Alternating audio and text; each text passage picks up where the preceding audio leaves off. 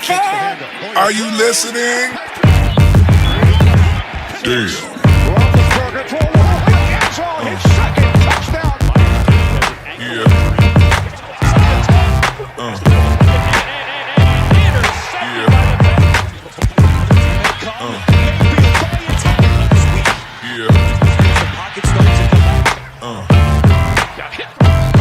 And the ball is loose.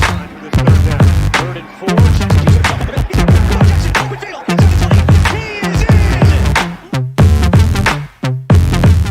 Welcome to another edition of AFC North Talk presented by True Classic. Thank you, True Classic, for presenting us. We'll talk about them a little bit later. Get my Mark Ingram stuff going. Best t-shirts in the game. Best t-shirts in the game. AFC North Talk promo code. By far. Okay, Big so trust. Oh, that's not the promo code. It's AFC North Talk. Yeah. Anyway, because I know it's coming. Ace is coming soon. Ace is running behind. Okay, so relax. We'll be here. Cleveland. He's they told him they needed. He's delivering mandatory cough drops to the press room in Cincinnati. Joe Burrow out there startled. Startled. He heard the cough and he was like, "Oh, it's TJ Watt." Nope, that's TJ Watt. You know what I mean? Like, well, I saw an interview from him, and he said they asked him like, who's the player he hates the most, or he respects the most, or is the toughest to play? I don't know, something like that line. He said TJ Watt. He said TJ Watt. Like TJ Watt always brings. Burrow said that. Yeah, that's who he thought was coughing. He thought that is that TJ Watt's cough. And then they also asked him, who is that guy that looks unreal, like he doesn't look like he looks like a specimen, and it was Myles Garrett. Yeah. And then he also said your boy from the Steelers, the D lineman. Oh my god. Cam Hayward? Yeah. He said like he saw the first time he saw it, was like, oh my god, he's like a Cam is giant. I saw Cam at a training camp in person at a casino. And he like a loaded nada, like man. everything is just big on him. Like he's a giant. Big kneecaps, everything just like wide.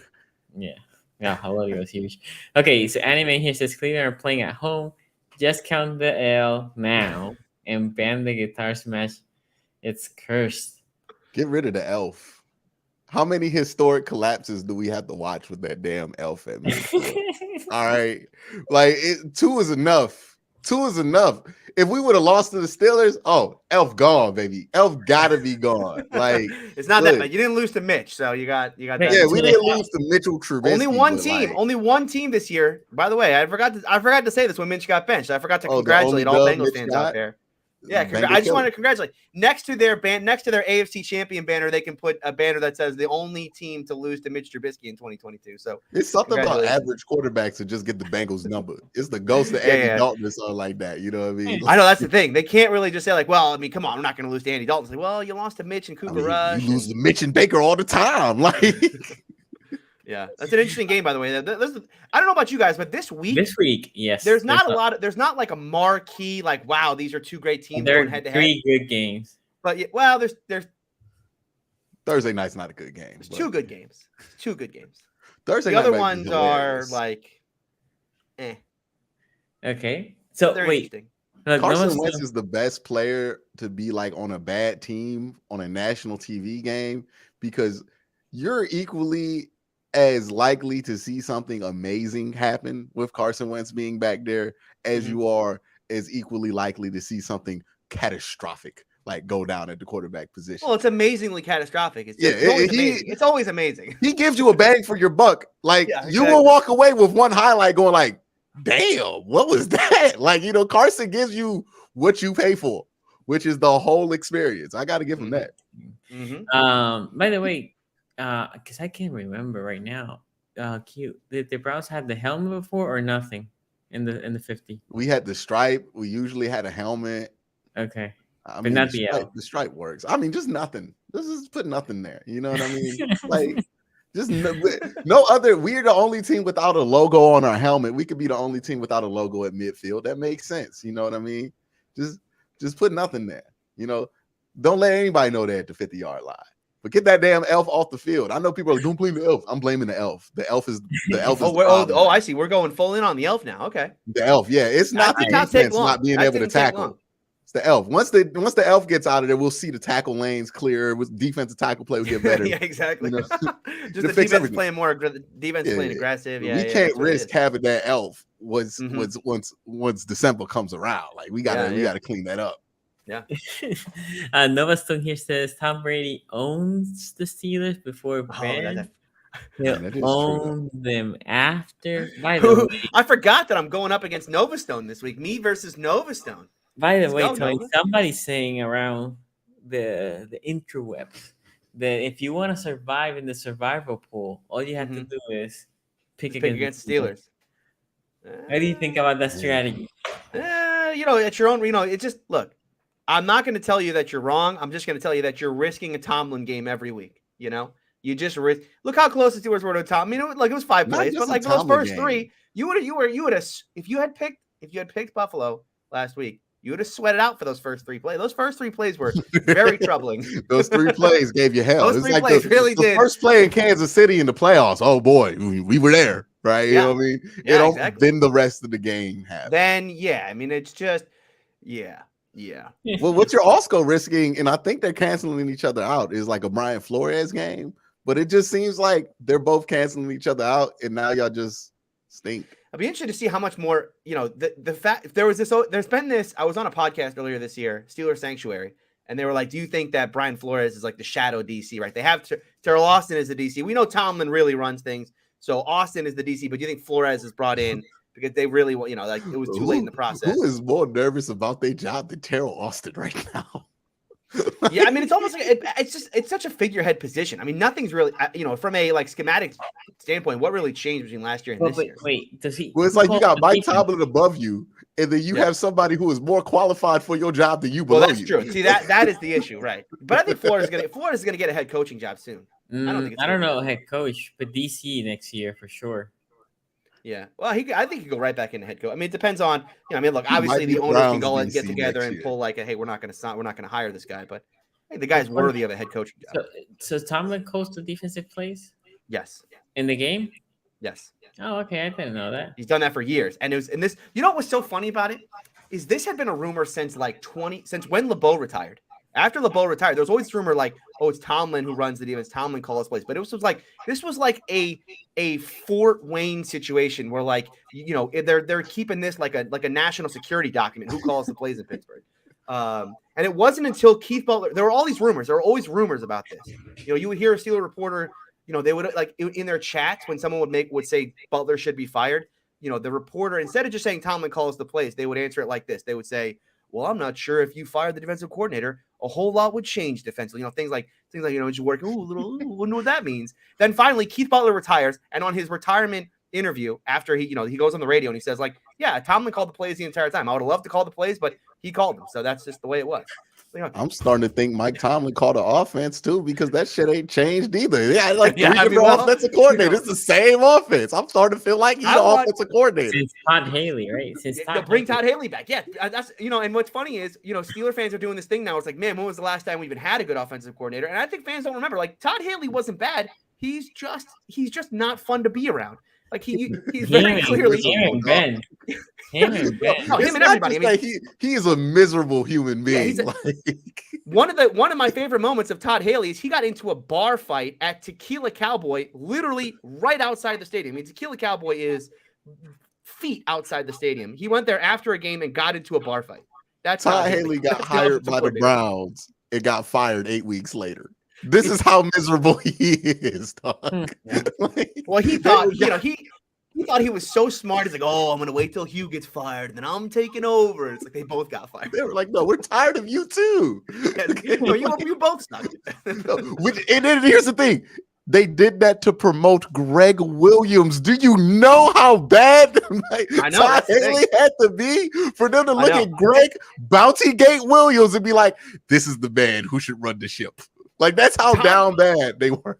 Yeah, I thought Todd was a really good play designer, but it's just one of those things where if everyone hates you, if everyone hates being around you, it doesn't matter how good you are at play design stuff. Like, at the end of the day, if you can't get along, like you're not going to last very long. And that's been his story. I don't know if you guys remember this about Todd Haley. When he got fired from the Chiefs, he did this whole thing where he accused them of spying on him the entire time, of installing secret cameras in all the meeting rooms, so that look this up. Todd Haley's Todd Haley is a conspiracy. Yeah, he's a strange fellow. I was he coaching out there the USFL or the XFL or something like that. He was in the XFL, I think. No, he was in the latest iteration of the USFL, I thought. Okay. Dog, I would love to know what those players think about him. Love to know. Maybe he's mellowed out in his old age, Maybe he's mellowed out a little bit. You never know. That could go one of two ways. Either he just don't care no more, or he cares. And exactly. Or it's got even worse. Yeah. Sure. Yeah, you know what I mean? It's like when a dude go to college, it's like, ooh, it could go either way. By the way, in the survivor pool, 20 people already eliminated after the first week of our second round. 20 people. Let me see. It's mostly Packers and Jaguars. One Bengal. Yeah. Okay. Ojab was back in October, yet fell to the second round. Why are they putting on these Achilles in Baltimore? All these injury problems that they have, but they could just heal an Achilles in like 8 months. That's crazy to me. Because isn't Bowser about to come back too? Bowser started practicing today. That's crazy. Both of them had Achilles injuries, like with less than a year. Maybe is what's happening to Achilles right now akin to what happened to ACLs around like the time? Like who was the Adrian Peterson of this whole like Achilles? I'm gonna bring this up again. There used to be 3 letters we used to talk about a lot, and we never say it anymore. But HGH is a hell of a drug. I'm just saying, who was the pioneer of that HGH? It was like, well, I remember AP did that. That was amazing. Nobody could not talk about it. Who came back from this Achilles injury that gave everybody this confidence that, hey, it's going to work. Well, this think new treatment. This too. Browser got hurt, I think it was January. Okay? So that's about 10 months. Because even Tack McKinley got an Achilles. He was on an active roster last week. And that's like less than a year. Cam Akers came back super early. But like, Ojabo got injured what? April? He got injured during the pre-draft. In the Pro Bowl, in the Pro Day. April? So that's probably March. Dog, he came back in 6 months. That's what I'm saying. He's not playing. I mean, again, but he's it's amazing he can practice. The full practice are limited. I mean, again, you can go through individuals. That's just jogging. Okay, so the Ravens. It's amazing you put cleats on. Everybody I will tell you this: the Ravens or Harbaugh did say, "I'm not ruling Bowser out for this Sunday." Ojab was out, but he said for Bowser, he's not ruling it out for Sunday. Who does Bowser come in for, though? Dude, we only had 3. Look. We had 2 outside backers, Pierre Paul, and we have a guy that's coming from a practice squad every week because he's the 3rd outside backer. That's it. Oh, I see. Okay. We are super thin now. Houston supposedly is gonna be back for the Cleveland game, and Bowser may or may not be back. I think Ojabo Justin Houston. I forgot. But he's been injured for the past 2 games. A groin. Anyway, so everybody's scheduled to come back for the Cleveland game. That's great news. They might. Great. Anime here says, "Is there a fix to the AFC North teams? All seem to have issues, and Cleveland hope on Watson seems not it now." Huh? I don't know. We didn't just trade for Deshaun Watson for 1 year. But the fix for all AFC North teams is that they just play better football. I mean, except for the Steelers, there's really no fix. No, the Steelers it's a really easy fix. Fire offensive coordinator, figure out what's going on with the running game. Fix the offensive line. And then all of a sudden, you got to figure out, can you get TJ Watt healthy? Can you get the entire secondary back healthy again? Can you get them more disciplined? It's a very, get more pressure on the quarterback. It's like a one-step fix. Wait, really, the pressure thing gets fixed as soon as TJ gets there. The one step in that is step 1, change everything. Yeah, step 2, hope it works. Yeah. 2-step process. It can change everything. So, but I feel like the Ravens, the Bengals, and the Browns, their issue is that they have the personnel in some areas to be decent or above average, and they're just not playing at that level consistently enough. That's for all 3 teams. And look, football is not a linear progress game. Sometimes you play a stretch of good games for 4 weeks. Sometimes you play a stretch of bad games for 4 weeks. The Bills will have a stretch, I'm assuming, at some point in the season where they look vulnerable. The Ravens will have a stretch of good games for 4 weeks. Sometimes you play a stretch of bad games for 4 weeks. Sometimes you play a stretch of 4 bad games for 4 weeks. The Bills will have a stretch, I'm assuming, at some point in the season where they look vulnerable. right? Like that's just what it is. Like every team has these moments where they look in the 2019 Ravens looked unbeatable after they lost to the Browns in 2019. And then they get the bye week and they lose. Like it just happened. And Earl Thomas never in the NFL again. Like it just happens. It happens. Stuff happens in the NFL. It just goes like this. You got to ride the wide. And that's why taking it a week at a time is more than the cliche. It's actual way you got to do this, because if you try to do this projecting all the way out to the end of the season in week 5, you're going to lose your mind. That is true. Once the Jabo and Bowser come back, we will have passers. We will have depth. That's what I will say, because I don't know how good especially on the Bucs. Ojabo's getting traded to the Bucs. What's happening here? You don't know what song is it's with the win, Tom Brady, and occasionally the Ravens. I got it. And do we classify Tyus Bowser as a pass rusher? Yeah, that's what I was saying. He led the team in sacks last year. That's kind of sad. Did he really? More than Owe? Owe had like 8, so that's not a Owe had like 6, I thought. Yeah, he had like 6. What do you have, like 7? Like 7.5. Yeah, something like that. Yeah, it's a committee. That's a committee. That's bad. On my way, by committee. 2 wide receivers tell Ace if Zach calls one play, I'm out.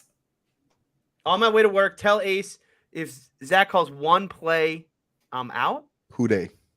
Who they? I was like, what the hell is WD? Okay, who they? Shout out to you. Basically, like Zach got to give up the book. Let me tell you Zach something. Can't call even one play. Here's the thing about Zach Taylor that I don't think Bengals fans are getting. If you getting beat by cover 2, like the way that they get beat by cover 2, that's not because the play caller is bad. The play caller is a symptom of the playbook being bad. Like if you can't beat cover 2, right? That's the playbook, dog. Like he should know what can beat it. If you don't got anything that can consistently beat it, or a handful of plays that can beat it by this point, you just ain't prepared for it. That's on. Isn't Tyus Bowser like 35? No, that's the other. Who's Tyus Bowser's pretty young. Yeah, he's about to be 30. Yeah, he's Justin like Houston. No, Justin Houston's old. Oh, maybe it's Pernell McPhee that I'm thinking of. Oh yeah, he's not here this year. He was old. Yes. Yeah. The Ravens got a bunch of those dudes that just kind of run together. Yeah, exactly. Yeah, no, it is Campbell out there. You know, they have a lot of Madden creative players at linebacker and edge. That is true. That is 100%. Vines is the guy that's older that we have. They literally draft the same dude, but like 4 years apart from each other. Because like Tyus Bowser, Odafe Owe, like these are just the same kind of player. Like they have an archetype that they stick to, and it is amazing to watch them try to do it. Yep. Okay, Jupiter here says, Diddy says, as a fellow ball man, I salute Tony. Sup, Ball brotherhood.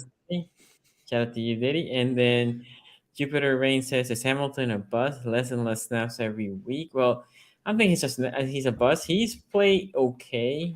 Secondary players, like if you think about when we drafted Marlon Humphrey didn't start. We were only week 5, right?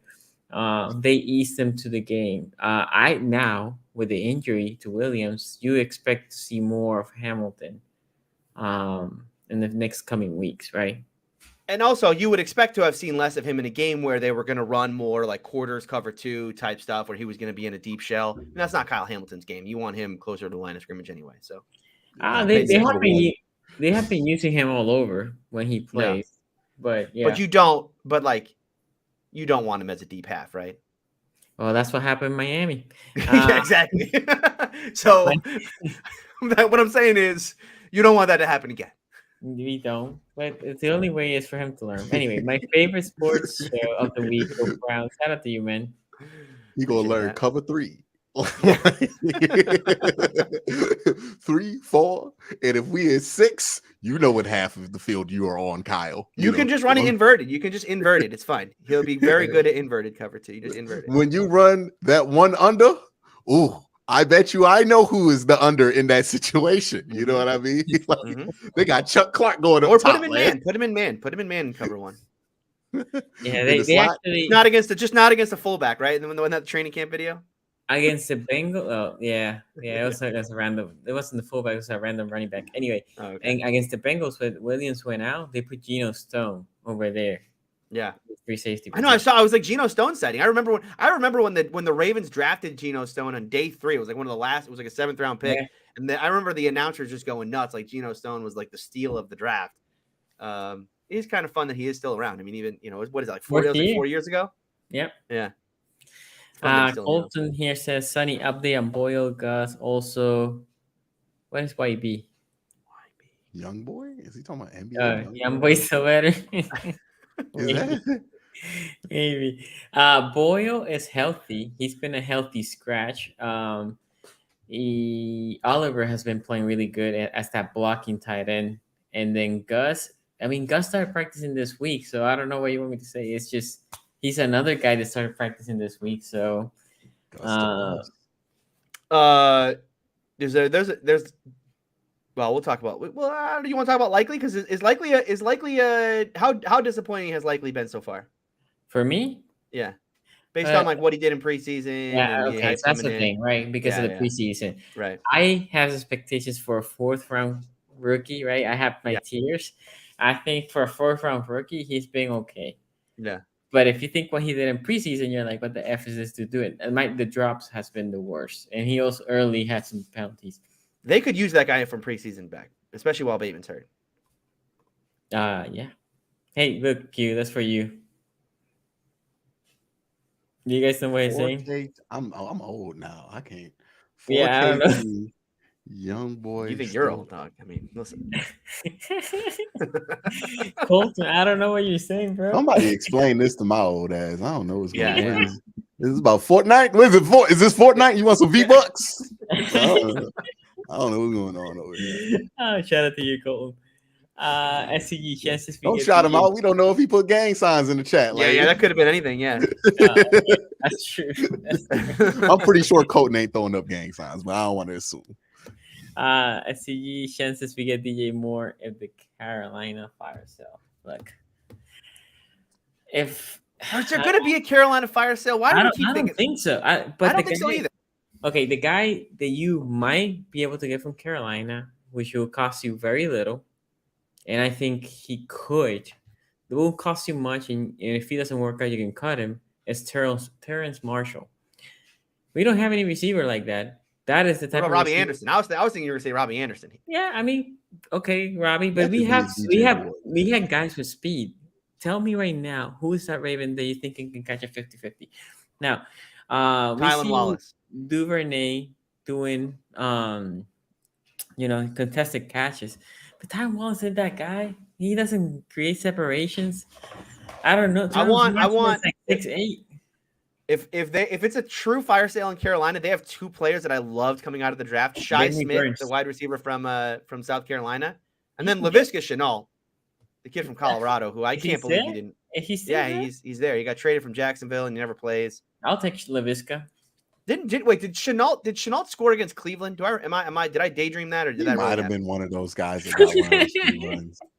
No, he did. It was against New Orleans. It was against New Orleans. That was Robbie Anderson that scored. Yeah. Oh, Robbie. Yeah, over the top. Bengals gonna be in Cancun with us, Tony. Here we go.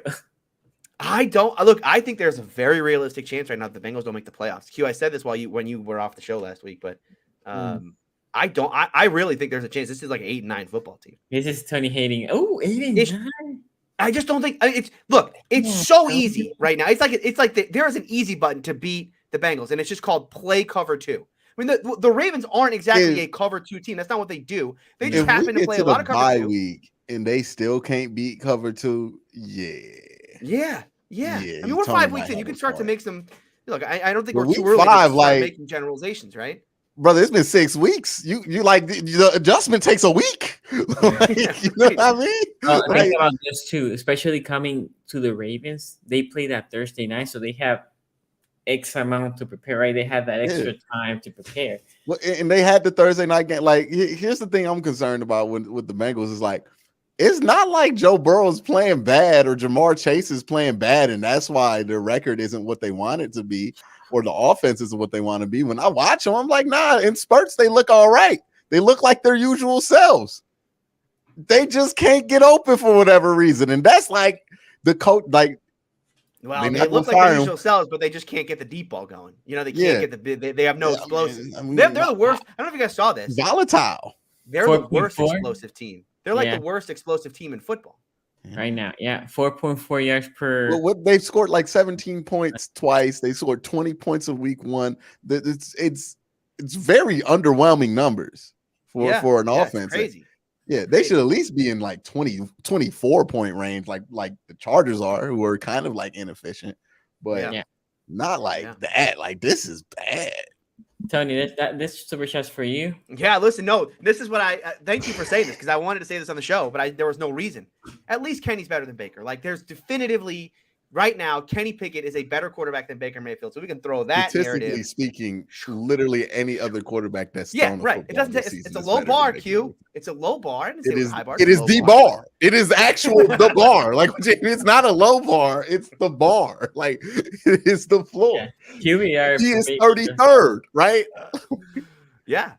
So he's better than Baker. That whole narrative during the offseason, when I thought it was silly at the time, still silly today.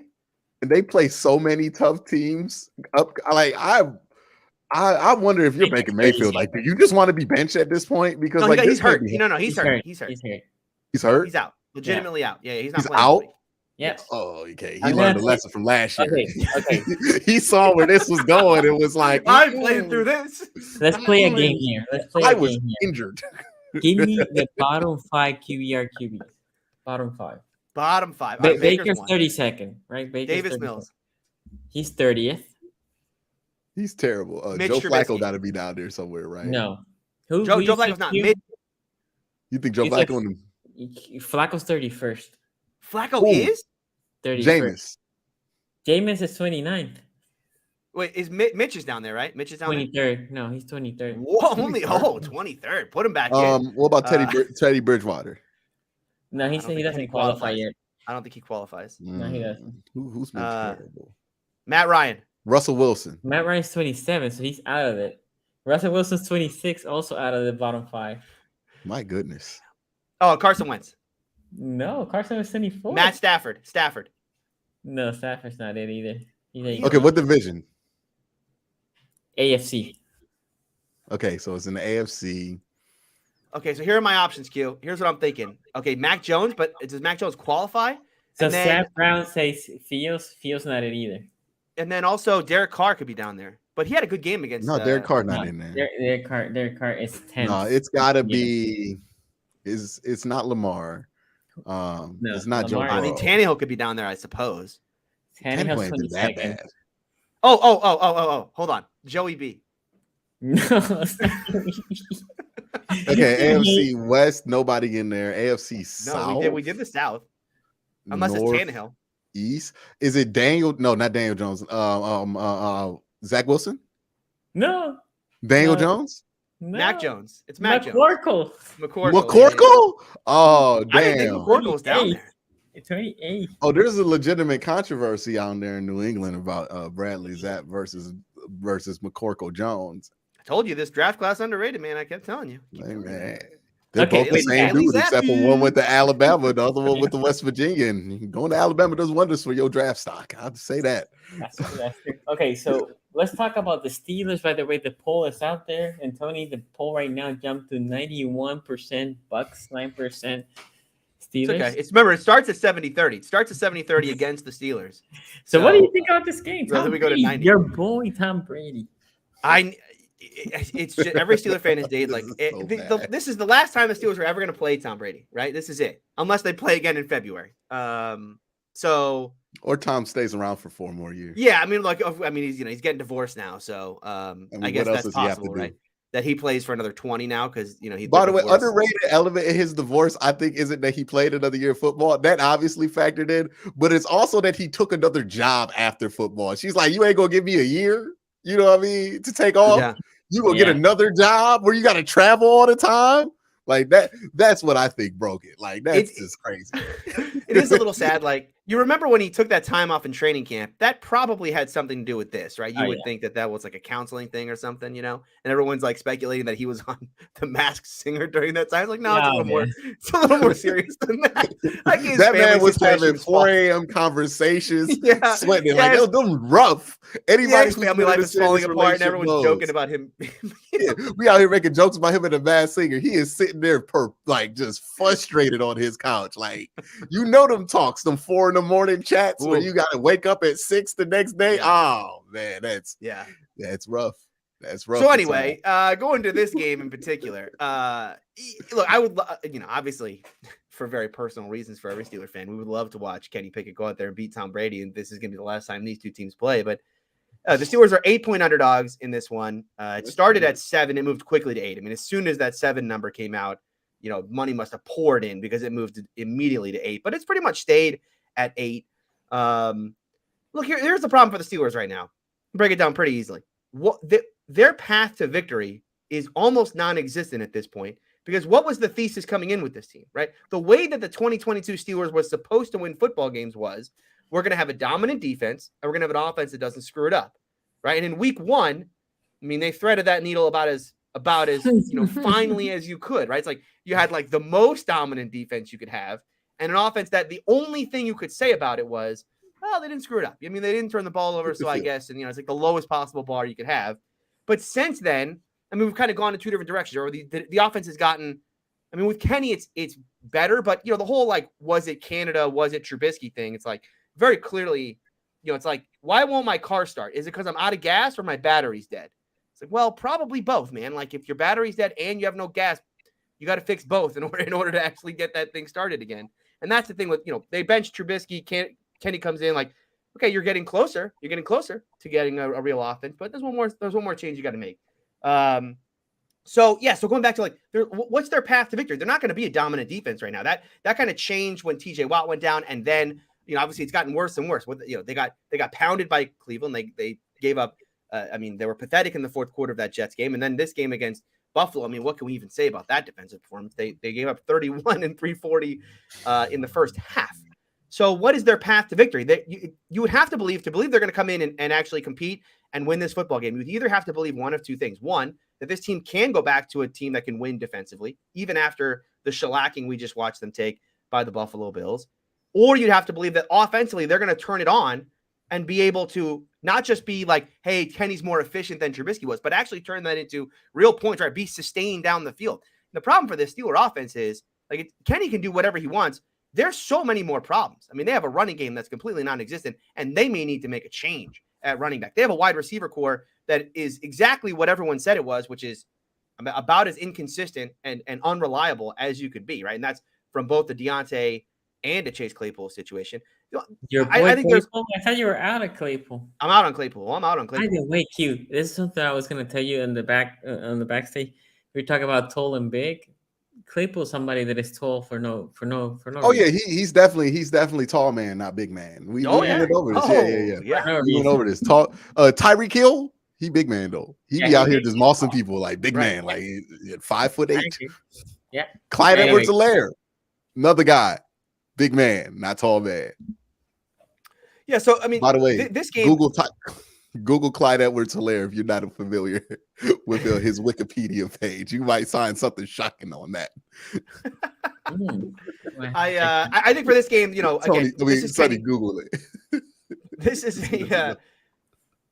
a game. Look, Kenny's going to go up second start. This is his first home start, but the Bucs defense is just as good as Buffalo's. This is another back-to-back. Kenny has to go in and play against a really, really good defense. And so the bar here, I think you have to set, to be realistic as a Steeler fan, the bar you have to set for Kenny is just don't look like a disaster. I mean, he wasn't a disaster last week. It wasn't a great performance because they didn't finish any drive. But I think, Kenny looked good enough, especially considering the situation on the road against a great defense. So this week, just don't look horrible again. I am interested to see what the changes Tomlin keeps saying he's going to make is because there's no benching anybody at this point. Like, who are you going to bench Chase Claypool for Steven Sims? Like, I don't think that's really going to change a whole lot. You're going to bench Devin Bush for Robert Spillane? Like, okay, good luck with that. So I'd be interested to see. He keeps saying changes coming. There was no changes to the depth chart. I would imagine, though, there's going to be some rotational stuff that might be interesting, right? I mean, I think you could see Claypool play less in favor of a guy like Steven Sims or DeMarvin Leal get more reps on the defensive line. But, I just don't know that there's a magic bullet for this team anymore, right? They made the quarterback change, and it's better, but it's still not good. I mean, it's miles from good. Would you think this defense will look better against Tampa Bay? Because Tampa Bay, I feel like they haven't been playing. They're not a great offense. No, they're not. No. They're not. So they haven't been this year, I should say. They still have the talent, but Tom's. He's stone feet. He's just not. He's a good. The good thing with Brady is he's got really good presence. He's always had really good presence in the pocket. So while he's not going to be like an out of structure type of quarterback, he does understand when the rush is coming and where it's coming from. Tony, they lost their center. They lost the left tackle. That O-line is weak right now, right? Yeah. But the Steelers, have you seen the Steelers injury report this week? Okay. I mean, everybody's hurt. I mean, the Steelers defense is like, who plays and who doesn't flip a coin. Ogunjobi might not play. Tony, the question is the game in Pittsburgh, right? It's in Pittsburgh, yeah. Okay. I don't know. Yeah, I mean, like, the best I'll give the Steelers is like, I hope they 10%? Cover. I hope they cover. I hope they cover. I think they can cover because, again, that offense hasn't been great. Sonny, what does covering look like? Like, it's what, 20-17 or something, 20-13? Like, do the Steelers actually hold the Bucs closer to 20 than 30? And if they don't, do you think this offense gets to somewhere in the 20s? Don't put it up there. Don't put it up there. Don't put it up there. Yeah, okay. You can't put it up there. Just read under personal life. Yeah. And then I want to just see your reaction. Don't say it. While he's doing that, Q, your thoughts on this Steelers Bucs game? Yeah, I mean, I don't want to give the Steelers the Jets treatment because the Jets actually are 3-2 now. So I feel like I'm going to do them a favor if I do that. This is going to be a tough game for them. The good news for them is that like this is going to be close because Tom has a flair for the dramatic at this point, especially against the Pittsburgh Steelers. So yeah. How is this didn't make the news? I mean, I don't remember none of this. It is interesting that it like never came up in the pre-draft process. Yeah. Well, I mean, he got cleared. Yeah. Everybody said it was it was above board. Wild. Yeah. Okay. Okay. Sorry. Yeah, you know what I mean? He's one of those he's an all-star already before he ever took a snap at LSU. He was a stay ready all-star. But a stay ready all-star. That's one way to put it. Yeah, I guess you could stay ready. I mean, did he not? He was ready. He was ready. He's a stay ready all-star. But shout out Draymond Green. All right, now let's stop. All right, so yeah, it's one of those weird situations where I think this will be a closer game. It will be an ugly game, and I think the uglier it is, the lower scoring it is, the more likely it is Pittsburgh can like ink out a victory. But it's Tom Brady, so that shit ain't probably happening. Yeah, so still is probably going to lose. The score is going to be something disgusting like 12-15 or something like that. You really think they can hold them that low? Because you guys have way more faith. I think Tom can hold himself that low at this point. Yeah, maybe. That's what you got to hope. Yeah, I think because he has drives of being Tom Brady. It's just like, it seems like to me, he's at that stage of his career where if he's not playing somebody where a lot of people are going to care how he wins against that team, he's just not going to play that well. Like when he plays against the Chiefs, he'll give his best shot because that's a national TV game. In the playoffs, he will, but he don't got it to go every week in and out like that anymore. So I think that's what's going to happen. He's not going to play like Tom Brady until like he absolutely has to. He's like LeBron right now, where LeBron just kind of just be chilling until like the fourth quarter, and he just start doing LeBron stuff. Like he's got to manage his stamina. I think that's what he's doing. In order for it to be that low scoring, the Steelers would have to turn him over a bunch. Which I mean, historically, Tom Brady has owned the Steeler defense. They played a gazillion times, and it's advantage Brady almost every time. But they have, the Steelers have done a good job of turning teams over. I mean, even last week they got 2 turnovers. They turned everybody over except Cleveland. Cleveland's the only game they didn't get an interception in. So the question is the running game. Can Tampa get that running game going? Because if they can get the running game going, and Steelers have issues against the run, then it might get ugly. If I have to watch Leonard Fournette, who you guys know I'm not a fan of, run for over 100 on the Steelers. I mean, Mr. Average himself, Leonard Fournette. If I have to watch him run all over my Steelers, I'm not gonna be happy about that. By the way, what kind of scheme was it? A man blocking team that drafted him? Was that what the Jaguars were when they blocked him when they drafted him, or were they a zone running team? Were they a zone team? Sure. It was Doug Marrone. So, well, that's a good question. I don't remember. Because if you're Weren't they a a zone zone- running team, Weren't and they a zone running team? I think so, and that's why I'm like, it made no sense to draft Leonard Fournette. They were a zone He's blocking too big. He's too big to run zone. Too big. He's too big. No, he's too You big to be a can't running ask him back, to period. fit That's into the a theory I little have. tight end tackle gap. He's not fitting into that. I mean, Tony, but look at King Henry, right? He's big. Yeah, but he's Outlier. flexible. He agile. He got good Outlier. feet. No, I know, but it's a bit more on the And it's a common- different type of big because Derrick Henry's slender. Like he's Yeah, thin, for sure. but he's big. He's 6'2". Derrick Henry Leonard also walked, by Fournette- the way. I don't know if anybody Leonard noticed. Fournette built like a D tackle. Like, you know what I mean? Yeah. Like he's an inch and like 10 pounds away from being a 3-tech. Yeah, he's a big boy. Anyway, Cleveland gave the Baker pick for Jones. Somehow, Cleveland won twice in the Baker trade. Tells you what they thought of that Baker pick. It was like, boy, we ain't getting that conditional. We're not getting the fourth. We might as well give this up. Okay, I like and the then Super Jet a lot. if Tom Brady gets divorced, he has to give up half of his Super Bowls. I don't like it either, but those are the rules. And he only gets to keep Also- the asterisk ones too. He only gets to keep the ones where it's like, you know how when they do the LeBron, like they have the excuses for every one of those. I mean, the Brady Super Bowls, there literally are like, if the other team just doesn't do 9,000 idiotic things, he loses that game. Oh yeah, So he only gets to keep like the Seattle, the Atlanta, Atlanta. and what was another fluky one that he won? That's the only two that I remember that they. Well, I mean, the Rams one wasn't that fluky because it's Jared. The Rams Goff one wasn't after all. fluky. The Chiefs one wasn't fluky. The first Rams one. The first Rams one. The first Rams one. The first. Oh yeah, you talk about like the He can't have old a Rams Rams. one, Oh, the first St. one, Louis Rams St. one. Louis, Yeah. yeah, St. Louis. Yeah. He can keep that one. 'Cause The that real was question with another- Tom to me is if he and his wife get divorced, who gets custody of Nova Stone?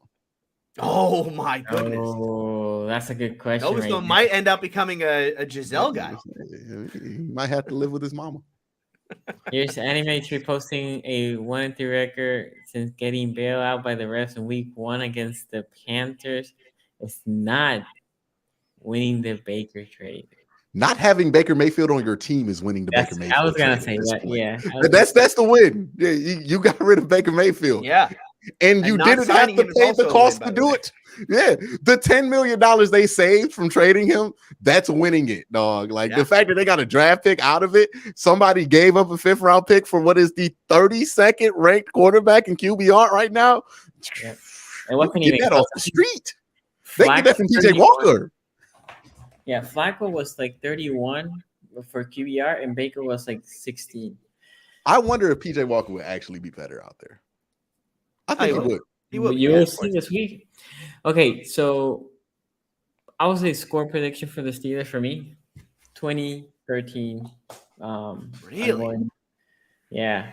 If So, they keep Tom Brady under 30, and Kenny's winning this game. I'm calling it right now. If this defense shows up in that way, Kenny is delivering. Kenny delivers a Can big we put W. the The caveat statue that starts right away. We just put a statue right outside the field because I mean, if Kenny comes in and beats, if Kenny goes in and beats Tom Brady in his first start in Acrisure, He did what Ben could never do. Ben did it. No, I mean not never, not just What Ben Rarely. hardly ever did. That's the As often as he lost to the Browns, he beat the Patriots. Okay. the fact that they never got the rematch in 2010. That's what, or not 2010, 2017. That's what kills me. That's what kills me. Yeah, well, That team was yeah. better than the Patriots. Yeah, well, they just Do didn't you make it as think- far. Yeah. And then the Patriots won the Super Bowl that year. Yeah, they did. Yeah. That was Is the that Rams the Atlanta year. one? No, Rams. Rams. Oh, so that was like anybody who got there was going to win it. Ooh, Thanks, Q. that's gotta Appreciate that. sting. Good That looking would have out. been like a storybook. Oh, Ben gets his Super Bowl. Instead, he had to come back and do the 2020 season and then lost to the Browns, had to come back again. Ben could have retired 5 years before he retired. You know what I mean? But hey, That Jaguars, man. Anyway, Q. They don't fire Haley if they win that Super Bowl too, because you can't fire Haley after you win a Super Bowl. man, and he never comes to the Browns, and maybe Hugh Jackson's still in Cleveland. Oh, I want to go to that universe. Take me to that. I don't. I don't know if I'm here in that universe. That AFC North Talk show is amazing. That AFC North Talk show, I'm just having a ball. Yeah. Q, do you think it was an unhealthy mindset to have the mentality of just hold on until Deshaun when there were clear holes on the roster? Well, I mean, every roster is going to have clear holes on it. It's about your ability to mitigate that damage.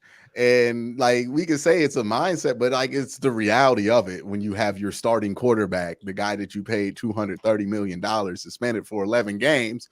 I don't care who you are. If that's Tom Brady, if that's whoever the franchise quarterback you want to throw in there, if that's who that is, it's hold on until they get back. That's the mindset. Yeah, I agree. Noah Stone here says he'll still have more than Ben. He got more than the Steelers.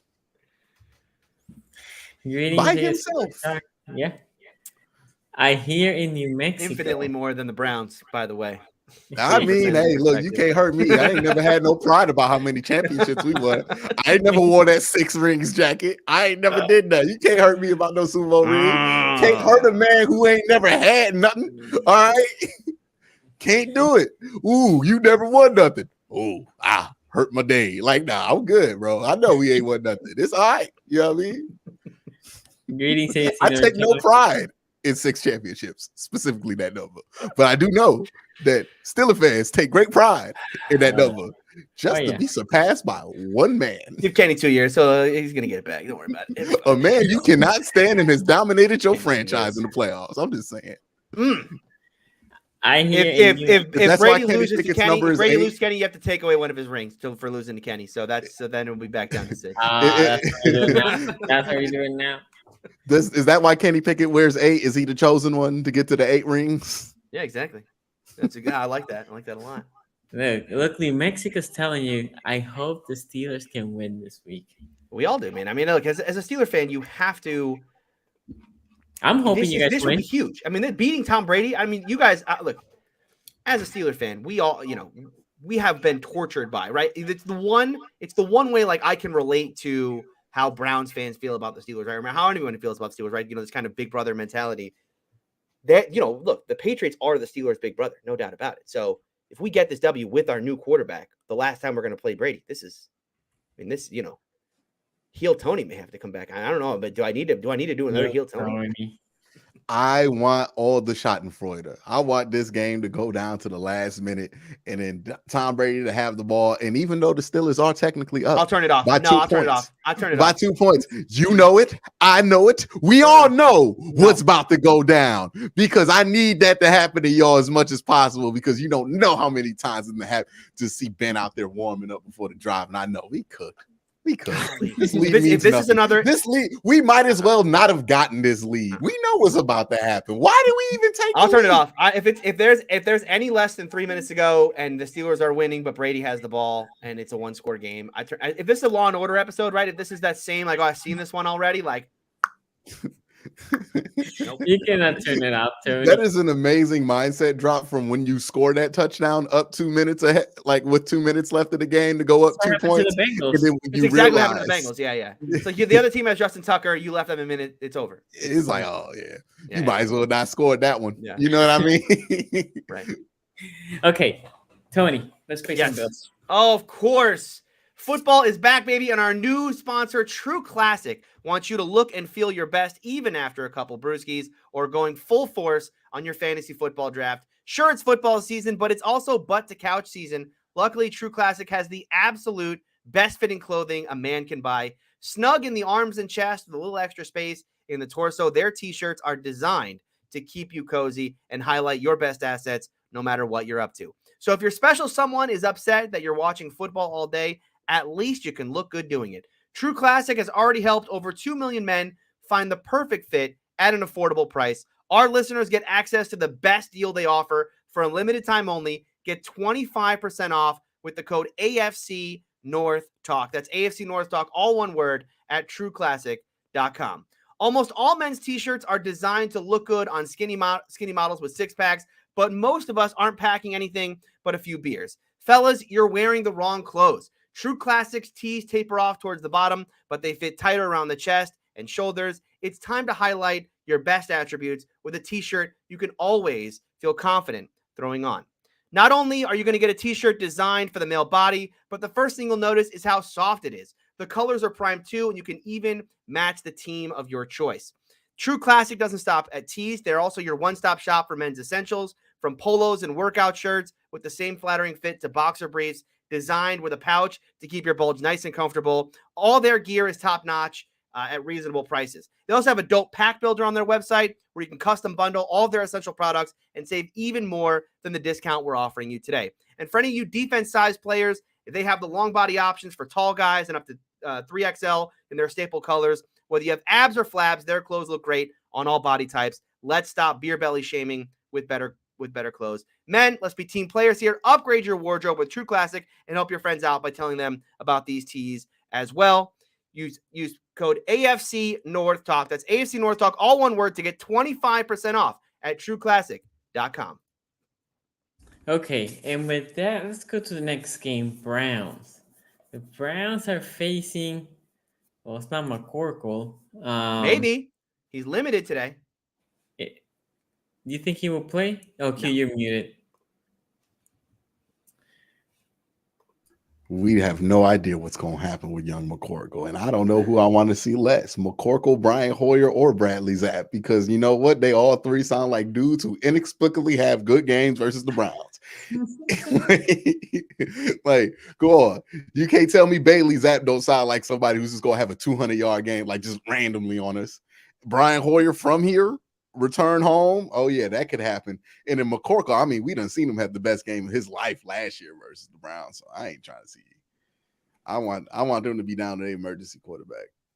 And even then I would be afraid, because then that means they're going to run the ball a lot. And we saw how the Browns defend that.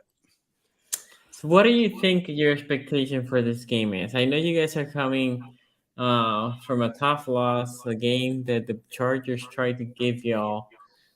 So how do you recover? How do you see this game going? Because you know Bill Belichick always wants to stick it to the Browns. Yeah, because we're the one team that fired him. Yeah, Nick Saban. Good thing I wasn't born for that, man. Like, I'm glad I wasn't alive during that period. But all right.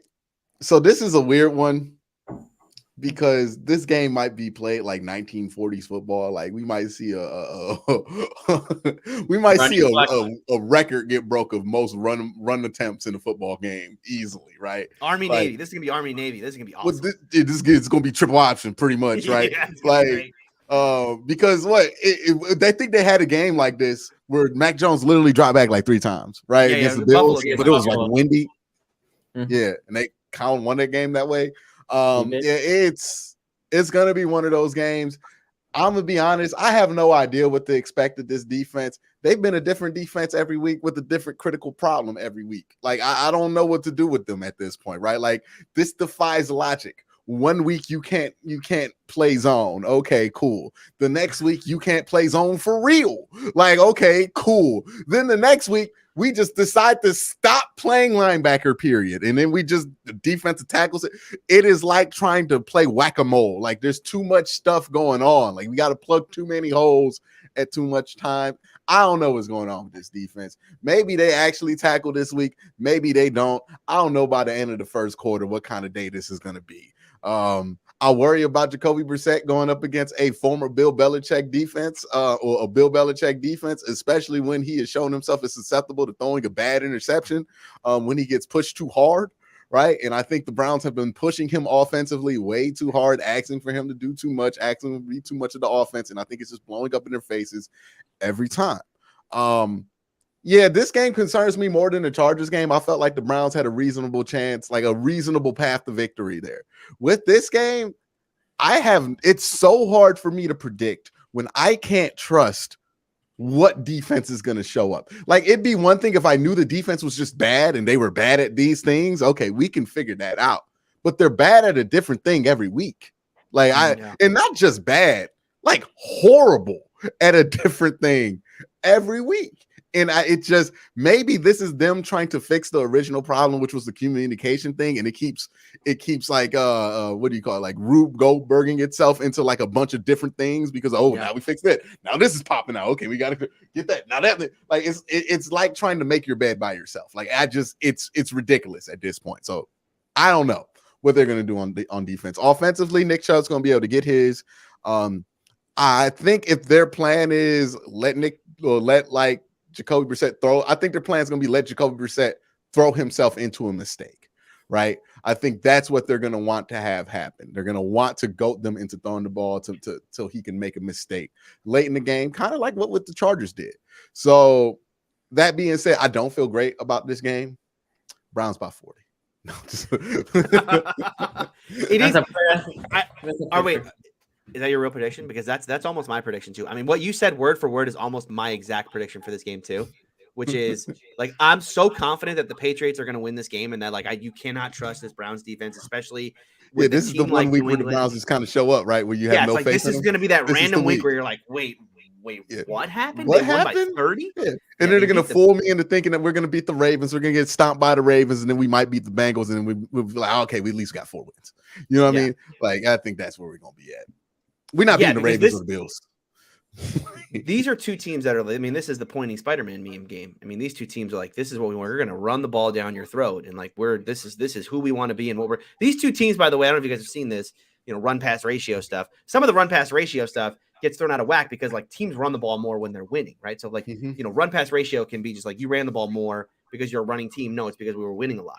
These are two losing teams. I mean, they've lost more games than they've won, and they both have run the ball more than they've thrown it. Right? I mean, like again, these have losing records and they're running the ball more than they're winning or more than they're passing. Nick Chubb is better than any deep ball we could throw. Exactly. It's like it's the same thing with the Patriots, right? It's like, we're really going to trust Mack and Bailey. No, we're just going to give the ball to Ramondre Stevenson and Damian Harris, and like that's going to be our offense. By the way, that New England beatdown that they put on Detroit last week, that's the kind of game that this one could turn into on either side. It's because both teams, the Detroit's like, we're going to be feisty, we're going to punch you in the mouth. We're going to be so, and they got worked. So I worry about that game turning out this way for either side. I mean, I could see New England, look, this is Bill Belichick coach team. So this is a decent defense that they got in New England. I mean, it's not a great defense, but it's good enough. And, they've coached Jacoby Brissett before. I mean, they kind of know what he likes. Certainly, you're going to have a Bill Belichick team that's prepared for what the Browns are bringing. Now, like you said, I don't think it's going to stop Nick Chubb from getting his. He's going to get his 80 to 120, wherever that is, maybe more. I don't know. Here's where it's going to come down to. Do I trust Jacoby Brissett, who has literally choked at the end of every game that the Browns have lost, or do I trust Bailey Zappi, who, as much as I joke about like this quarterback class is good and I love Bailey Zappi, like Bailey Zappi has done exactly nothing to get anyone's confidence thus far. I'm picking the Browns. Yeah, I'm picking the Browns in this one. I think the Browns. As far as I see, what is the line? I was just going to look that up. I believe at last I saw it was 3. I think it was Brown. This is in Cleveland and it's Browns by 3. It moved to 2.5. So Browns minus 2.5. Browns minus 2.5. I like Denzel Ward's in concussion protocol. He is? Yeah, he got a concussion at the end of last game. And right now, I think that's really the only guy I think it's not going to. Maybe Ronnie Harrison, who's out for illness. Everybody else on the injury report's probably playing. Except for Deion Jones. We might see. Let's be real, Q. Technically speaking, Denzel Ward being out is an upgrade to that secondary from a communication. Oh, yeah, because that means we can that means we could put Greedy back out. I mean, not Greedy, but because that means we're going to put Greedy back out there. And that's just Greedy. Yeah, but from a communication standpoint, from a play call, when Denzel's out, you better communicators, they keep it simple. Yeah, we're gonna be like, hey, Greedy, you and man. We're gonna keep it simple for Greedy and just have Greg out there. Who's been better than Denzel? I'm gonna just put that out there. Greg Newsome has been quite better than Denzel Ward. As far as I see this game, New England, probably 99% sure they're just coming and saying, you know what, we're going to stop the run. We're just going to block you, right? The problem is it's very hard to do that to Cleveland. I mean, Baltimore has tried that a bunch of times. Baltimore has slowed them down a little, but they haven't stopped it, right? If Chubb goes 120 or more, W. That right there. I don't even care what happens more. I think I feel bad Cleveland. for Nick Chubb, man. He got 6.1 yards per carry in an NFL season in weeks, and nobody is talking about it because the team's Nobody, not good. Like, you know how crazy 6.1 Yeah. I know. right now, like after like 5 games, that's insane. Well, you know what the problem is, Q. He's not even the best running back on his own team. I mean, yeah, that's fine. Oh, here we go. But hey, I think Jalen Warren over Nick Chubb. Wait, listen. Just wait till he starts the game. So my He might put 300 up. as I see it is 2 running games, right? 2 good running backs or running games, but Browns are a better running team and the Patriots are a little bit better defense. But the gap between their running games, Little bit. Yeah, Well, I don't know about little bit because they're so much I more got you. disciplined than Cleveland. that's the thing, right? Oh, discipline does not exist in Cleveland. Well, that's what I'm saying. There's so much more. Infinitely. There is no discipline. I don't know what you mean. So this game will come down to who can slow that running game more, right? Yeah. And Nick Chubb right now looks unhuman running the ball. So I cannot bet against Nick Chubb, and because I don't trust the offense of the Patriots to counter, I'm gonna go with Cleveland as well. Cleveland, Now it's scares. Now I kind of want to go back. Everyone's picking Cleveland. I thought everyone was going to pick New England, and that's why I was going to pick Cleveland. Nah, I was always gonna pick Cleveland. I've been picking. All right, let's see what happens when Ace gets in here. If Ace picks Cleveland, I'm switching my pick to New England. I picked Cleveland last week too. Our scientific theories on why we pick and choose. That's right. No, it's vibes. You got to go on. Sometimes you got to pick on vibes, man.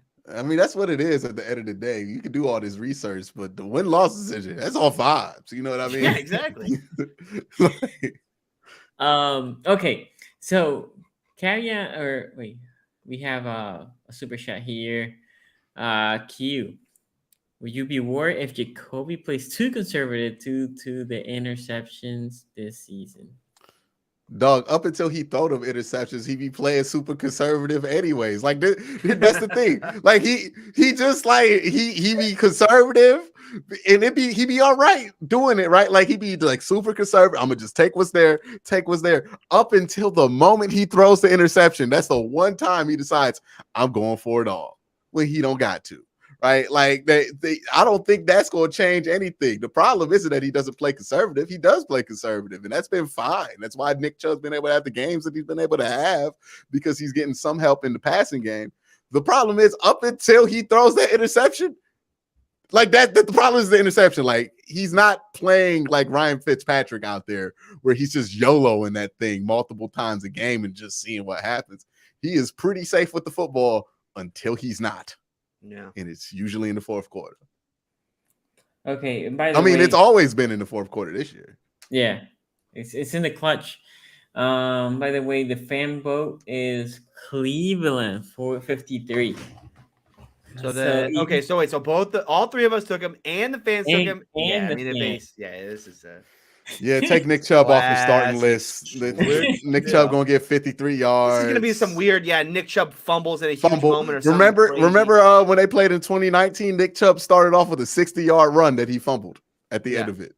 Yeah, that's what this is gonna be. Some weird Patriots game. Okay, so Steve here says, as a Bengal fan living in Beemore, was wondering if you guys who live in your team's town. Born and raised here, who they since '89. We are all this is team gonna be a weird transient. answer. Yeah, you're gonna be real sad at this answer. For me, most of y'all know that I'm Puerto Rican. I grew up in Puerto Rico until I was 22. I moved to Maryland, and right now, obviously, I'm living in the UK, but hoping to go back to Maryland. How much did you being a Raven fan have to do with your decision to move to Maryland? So so before I moved to Maryland, I followed like 4 teams, I think, because I follow players basically. And Baltimore was one of them.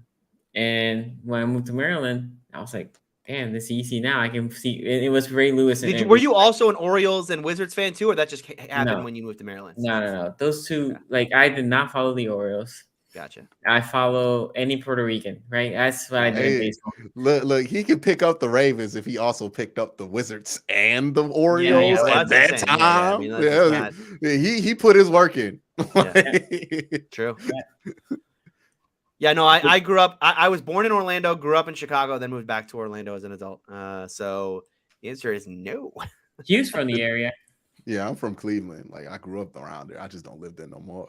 But the funny thing that I'm seeing now is like, if you are a Washington Commanders fan, you are the last of a dying breed. Because let me tell you something. If I'm 8 years old growing up in that area, Lamar Jackson looks a lot more fun to watch than Carson Wentz. Dog. Keeping that channel on CBS. That's the team I'm rooting for, right? Because they both get coverage in that area. Yeah. That's crazy to me. Like how people are still like, I'm going with the Commanders. Why? The Ravens are right there. It's a historical franchise, right? And so, historical at what? Losing? The Browns are also an historical franchise. That didn't keep people from going to Baltimore. You know what I mean? Like, nah. But think about this: the Bears, right? Like the Bears fans, they have not been good for years. They're still rocking the Bears. It's not a team. No, down the Bears. the street. The Bears. No, the Bears will randomly have these like 10-6 seasons out of nowhere, right? And remember, the thing like, with Mitch the Bears Trubisky is like won them the division one year. There's not a team down the street. You know what I mean? Like it's just the Bears there. Like there's no Illinois team. Growing up in Chicago, man, like the Bears fans. I actually grew up hating the Bears because of how freaking obnoxious their fans were. You know, they would try to get you to believe that Rex Grossman. When I was a kid, Eric Kramer was a quarterback. Terrible. And everyone Bears fans are to the NFL what Knick fans are to the NBA. That's what Bear fans are. They're the Knick fans of football. Yeah, they're always like, hey, this is gonna be our year. Justin Fields, you know how it's gonna be at Soldier. Like they hype up their stadium, like all this great stuff because it's like the oldest one in football, other than like Lambeau. They're the Knicks fans. They're the Knicks fans of football. Is Justin Fields legitimately bad? Like, is it? Because I know last year we did this with Mitchell. We did this with Mitchell. I know, but we were blaming it on last year. Obviously, we're blaming it on the coach. We blamed everything on the coach with Mitchell, and it turned out Mitchell is Mitchell. Yeah, no, Mitch is Mitch. Yeah, exactly. So, like, is Fields just not good? I just don't think that's sad. Good. I really like Fields coming out. I think he's a great dude. I always felt like there were problems that would prevent him from translating to the NFL. Him being bad is gonna hurt CJ Stroud's draft stock because it's like a thing now. Ohio State quarterback just can't trust him. Yeah, unfortunately. Yeah, I know because Stroud looks good too. I'm all in on Stroud. Yeah, that's why I'm like, yeah, still go Bryce Young first. In my mind, I'm like, yeah, Stroud is the better prospect to me because he got all the tools, like arm strength, eye discipline. Yeah, but then have you heard of the third guy? Have you heard of the third guy? Which one? Heaton Hooker? No. The Kentucky quarterback, is it Will Levis. Kentucky guy? Will Levis? Will Levis sucks. Will Levis is actually a bad quarterback. He's toolsy. He's the next Josh Allen. Is it? No. And then this is why I'm happy the Steelers got Kenny, because if I had to watch Will Levis for the next 10 years, like I'll watch Kenny for if Kenny turns out to be Derek Carr, fine. But if I had to watch friggin' Will Levis for 10 years, I can't. What happens, Tony, if you guys go like 3-14 and then you guys go quarterback? That's okay as long as it's Bryce.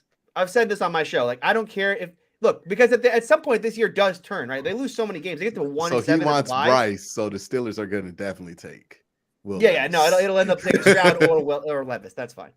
They're gonna he does not want. They're gonna learn their lesson from Kenny. They're gonna be like, "Hey, man, we got to go with tools over traits, and then get Will Levis." It's how this thing usually works out. It's how you end up in hell, right? You keep going back and forth. Yeah, it's like a very results oriented. Like, we went. It's what the Denver Broncos did for years, right? Where they're like, "Oh, the small guy sucks. Let's go for Case Keenum to Paxton Lynch." Right. Okay?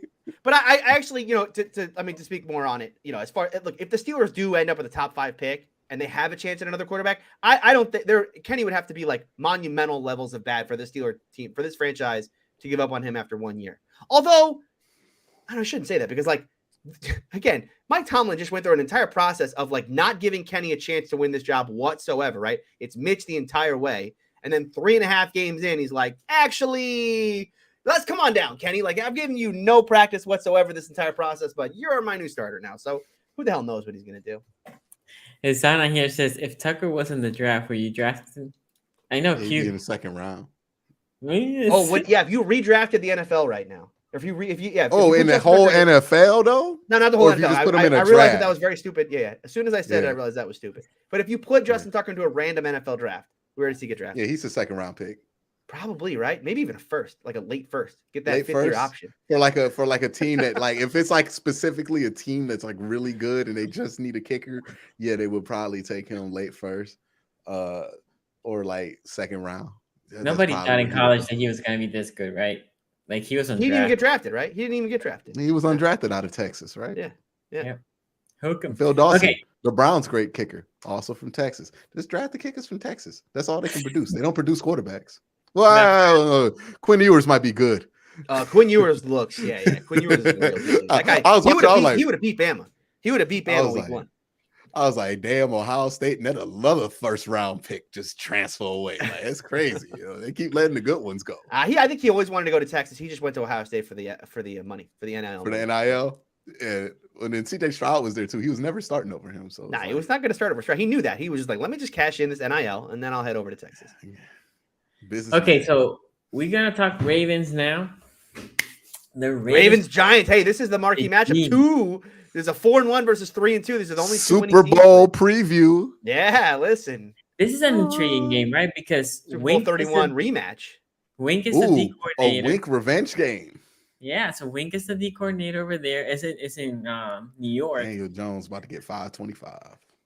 Fight. So this should be an interesting game, right? Wink knows his offense. Obviously, we know Wink's tendencies to blitz. To be fair, I have been looking at these numbers and I'm like, I don't even know what to think about this game. Like the Giants are a decent defense. Fake team. What? Sorry. They're a decent to good defense, but the offense has a lot to decide. And my scare is Saquon Barkley, right? Because right now the Ravens' run defense has not been good. The yards per carry for the Ravens is too high. Now, will the Ravens say, you know what? We're just going to be here in this box and we're going to dare you to throw. That's what I think they should do. But in our offense, again, we'll see what Wink does. Wink knows this offense. Wink knows all these players, right? All their weaknesses and all that. So it's going to be an interesting game. Before I say any more, I'm more curious to see what you guys think. The Giants are the fakest fake of fake. If this were NFC East talk, I would do the exact same rant I did about the Bengals last year about how if you really believe this team can win the division, if you really think they're going to make the playoffs, go bet them right now because you're going to get these great odds. I think they're the fakest fake of all fakes. I mean, my contender pretender thing. Like I'm smashing pretender on this team. They just beat the Packers. I was intrigued. Yeah, and we talked about that on That's not the Monday Packers show. anymore. Exactly. It's like that's a Packers team that has a ton of problems offensively, defensively too. And looking at every advanced number, there's what can you say other than like they won 4 games? What is the thing that you can point to me and say they do this well? This is a thing that's good about this team, right? They're scrappy. They play with a lot of heart, and focus, right? Like they're a really good story, and I think for Brian Daboll, like the fact that he went in there to a job that it was like, yo, that's a rebuild. And you got to figure out like what Daniel Jones is. And like there's a whole process that Daboll's gonna have to go through. Like the fact that they went and ended up being 4-1 to start the year, that's cool and all. But like they're not. There's a team every year that starts 4-1. Exactly. It's some, and like again, 4-1 doesn't necessarily mean you're good, right? Your record is not necessarily a reflection of how good you are. Didn't somebody say here last week or the other day, you are what your record is? Yeah, that's a joke I always use. Yeah, I used it last year. I used that joke up a lot when the Steelers were 11-0. By the way, I don't know if you guys remember that. So D-Man. I know it's Bill Parcells who said that, by the way. That is a Bill. You are what your record says you are is a Bill Parcells line.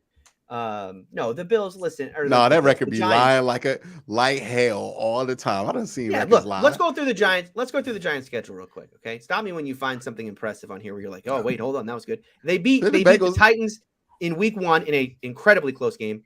They beat the Titans by 1 point. Titans, man. Yeah, I know. 1 seed last former year. 1 seed last year. Yeah, former 1 seed. Exactly. Well, they beat Baker Mayfield and the Panthers by 3, 19-16. Hey, in franchise Week 2. quarterback. That's right. They lost to Cooper Rush on that Sunday night games, 23. I mean, who hasn't? 4 p.m. game. Yeah, no, I mean Cooper Rush is basically who hasn't. They beat the Bears and Justin Fields by 20-12. And then last week they had that comeback in London against the Packers. That is probably their best win thus far. Yeah, let me tell you, that Packers team might have a quarterback named Aaron Rodgers, but that is not Aaron Rodgers. That is a man named Aaron Rodgers. No, see, I don't think it's Rodgers so much as I think that like that defense decimating that wide receiver core crazy is probably not a great idea with the type of offense. But we've seen him make it work with less. You know what I mean? Like he not with this offense. Not with this offense. Not with LaFleur's offense. When LaFleur run that Shanahan stuff, you ain't supposed to have good wide receivers like that. I don't know. I think that like Aaron Rodgers a couple of years ago, he can make this work to the point where they're not embarrassing. They're embarrassing right now. Look, if DJ Moore's really on the trading block, that's a team that should just say, okay. Well, they need to get OBJ or something. I mean, they got to add to that room. Dog, you imagine being DJ Moore, you get traded to the Ravens. You think you about to get these 1,000 yards because you leave at Baker Mayfield and you go to the Ravens like, damn, my streak is really dead. Yeah, I think it's just with the Packers. I think it's just the identity has changed, right? Like normally we're used to them being this big offensive team where the defense hasn't really been there, and now it's the complete opposite. It's like a defensive team, and like you guys said, it's just Aaron Rodgers and some guys out there. It's just, and I almost feel like they're going to probably start converting to like a high-power running game because their best weapons are their running backs. That's all their running backs are they do need to rely on that more. I do contend, and I want to put this out there for record. I think the triple option could work in the NFL. Somebody just got to have the balls to do it. Okay, so going back to this Ravens Giants game real quick. Another fun stat as I was looking up the Giants numbers, right? Trying to figure out who the hell is this team. Who do you think they're maybe some of you guys have already looked this up, but if you haven't, just off the top of your head, who would you say their leading receiver is? This was Saquon. Oh, leading receiver? Oh, their leading receiver. It's definitely not Kenny Golladay. I can tell you that. It's Kenny Golladay doesn't even play. Yeah, so Kenny Golladay is a bank legend. Kenny Golladay has 2 catches this year. So. Sterling Sharp. Woo! Wait. Darius Hay. What was the one dude that we started to show off with? The legend, former Steeler, stole a lot of money from Dante Moncrief. He in the Dante Moncrief Hall of Fame, dog. He got that contract for 2 catches. He's on. I don't think he's. It can't be Kadarius Toney. It can't be Kadarius Toney. No, it can't be Toney. No, not Kadarius Toney. I think Kadarius Toney hurt. Do they got one of the same Brown brothers? You guys have never heard. You probably never even heard of. There's a white guy that's on their team. Richie James is their leading receiver. Richie James, who has 17 catches for 171 yards, is their leading. Goodness gracious, that's a game. I know, yeah, it's like a really good game, but it's like one Jamar Chase game. Yeah, I don't look. I think these two teams are in totally different tiers of the National Football League. Like the Giants are a nice 4-1 story. The Ravens are a legitimately good team. And by the way, as Sonny was talking about on Monday's show, they are getting healthier, right? More Ronnie Stanley, the more they can work in JK. Obviously, the Bateman thing hurts. Is Bateman coming back this week or no? He hasn't practiced yet. He didn't practice today either. Yeah. It's okay because listen, they got all of a sudden Devin Duvernay turned into like a true wide receiver too. So that's all they've ever had, right? I mean, like if the biggest problem with the Baltimore Ravens is their wide receiver core is a little thin, like that's called the classic Baltimore Ravens problem. So it's not. When have they ever had a great wide receiver? Yeah, exactly. It's like if that's ever not an issue, they're a Super Bowl contender. So they usually have one guy and a specialist. That's usually like their whole thing. It's like one good receiver and a dude who's known for something else other than catching footballs, like like Jacoby Jones and Torrey Smith. Yeah, you can boil my thoughts on this game down to 3 letters. B.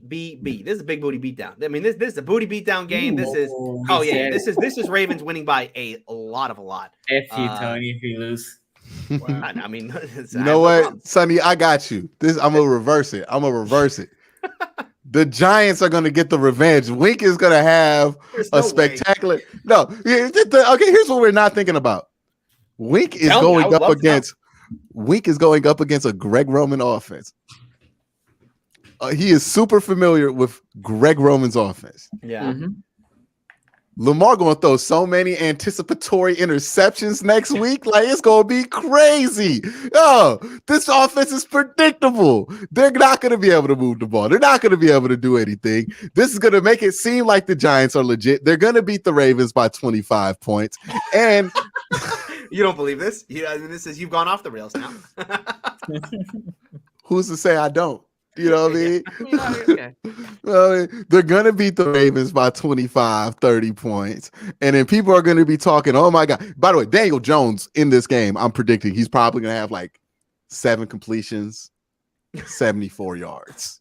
74 yards. This will be a full defensive performance. This will be a full defensive booty beatdown. And this is going to be the game that takes anybody on the fence about fire Greg Roman over it. This is going to be the one where it goes from 50-50 in the fan base to 70-30. This one right here. This will be the fire Greg Roman game. This will be the game where you're like, yo, this is where Greg had to go. If you're right about this is the worst. The AFC North is the worst division in football. We are. I was talking to Sonny about this. I'm like, we've only been skating by and been able to be good because there's so much good coaching in this division. So like, you can only be but so bad when you're like unless you're like awful. Like you can only be but so bad, right? Yeah. So our floor is always higher than what people think, so that people think this is a good division. When in reality, it's like 3 teams that are usually about the same. You know, threats to get to the second round, and then, you know, the Browns for many years. Now it's like that, but now it's the Steelers. How dare you?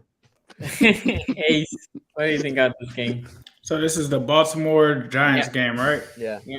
I think this game is actually, I disagree with Tony. I think this game is going to be a lot closer than people really think. I think Baltimore still wins, but when you look at the splits, this Giants defense is playing amazing. Like, I don't know what Wink is doing over there, but you talk about top 3 in pass defense, which, I mean, the Ravens don't pass it that much, so we're not expecting much there. But you have to think about someone like Mark Andrews or someone there. The other thing that they're doing really well on offense is running the ball, right? And we just saw Joe Mixon average 4.8 yards per carry. Now you got Saquon Barkley, who's the second leading rusher in the NFL, coming to town. So I think he is a guy that's going to be a factor that's going to keep that game close with defense as well as that. The total defense is 12th in the league. So I think, you know, the Bengals, if you compare them to the Bengals were 11th in the same situation. And this is them also playing at home. They've been pretty good there. So I think that it will be a close game. I've got Baltimore winning it, but I do think that the Giants may be somewhat for real. I'm not saying that they're going to the playoffs or anything like that, but I don't think that they're a bad team anymore. And I think that they have turned the page with the coaching and some of the players that they have there. And if they're smart, they'll lean on the run and try to keep this one close. Hey, wouldn't it be hilarious is even after this start that the NFC East has, is that they still send somebody to the playoffs with the under 500 record? I don't think it's off the table. We've seen weirder things happen in that division. The NFC is too good to have a team under 500, though, right? Well, if you win a division, they're not going to win the division. I mean, the Eagles already have 5. Eagles, yeah, they're close. That's not Cowboys, Dak's coming back possibly. Yeah, I would have put Dak until Giants aren't making the playoffs. I will guarantee that today. There's not a chance in hell the Giants make the playoffs. Like, I'm not saying that they're going to be like a 5-win team. Tony just guaranteed that the Giants are going to make the playoffs. But they're going to win. I mean, they're like max out at 8. I agree here. They're good. I mean, there's just no way. No, I mean, I get Ace is right. They are a good running team. Tony. They're good running. I just don't think you could survive with Daniel Jones back there. Yeah. They run the ball well, but come on. Yeah, they're horrible on passing offense. They're like 31st in the league. They're horrible. Yeah. No, that man not good. So for me, as I see it, is I disagree with Tony. I actually agree more with Ace. I think it's a game that you keep it close because of that. I mean, I mentioned it, Ace, you weren't here, but I said but what scares me is the Baltimore Ravens passing defense numbers looks horrendous, but they actually, in my opinion, they're better than what the numbers show. And on the flip side, our rushing defense numbers wise doesn't look bad, but the numbers are better than what they are. I think they're not as good on the. I think they should just play 8 and say, Daniel Jones, you tried to beat us. This is a game we're gonna play man. You're just gonna just choke this run, and if they beat us with man, tip the hat. You want to do like a Wink Martindale. You want Wink back on defense. But it's not even you don't have to blitz in every play, right? Yeah. You have to overload the box. And then on the other side, that's the matchup that I really intrigue, right? Is how Lamar and Wink, and how Wink knows this offense, and how Wink knows, as Q said, Giro.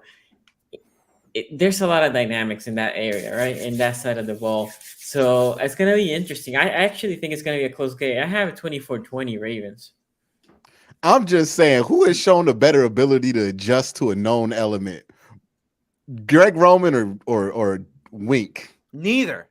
No. The answer is neither. They both do what they want to do. Correct. But Wink will at least be like, I'm not going to blitz every play. No, you know what I mean? No, he won't. No, he won't.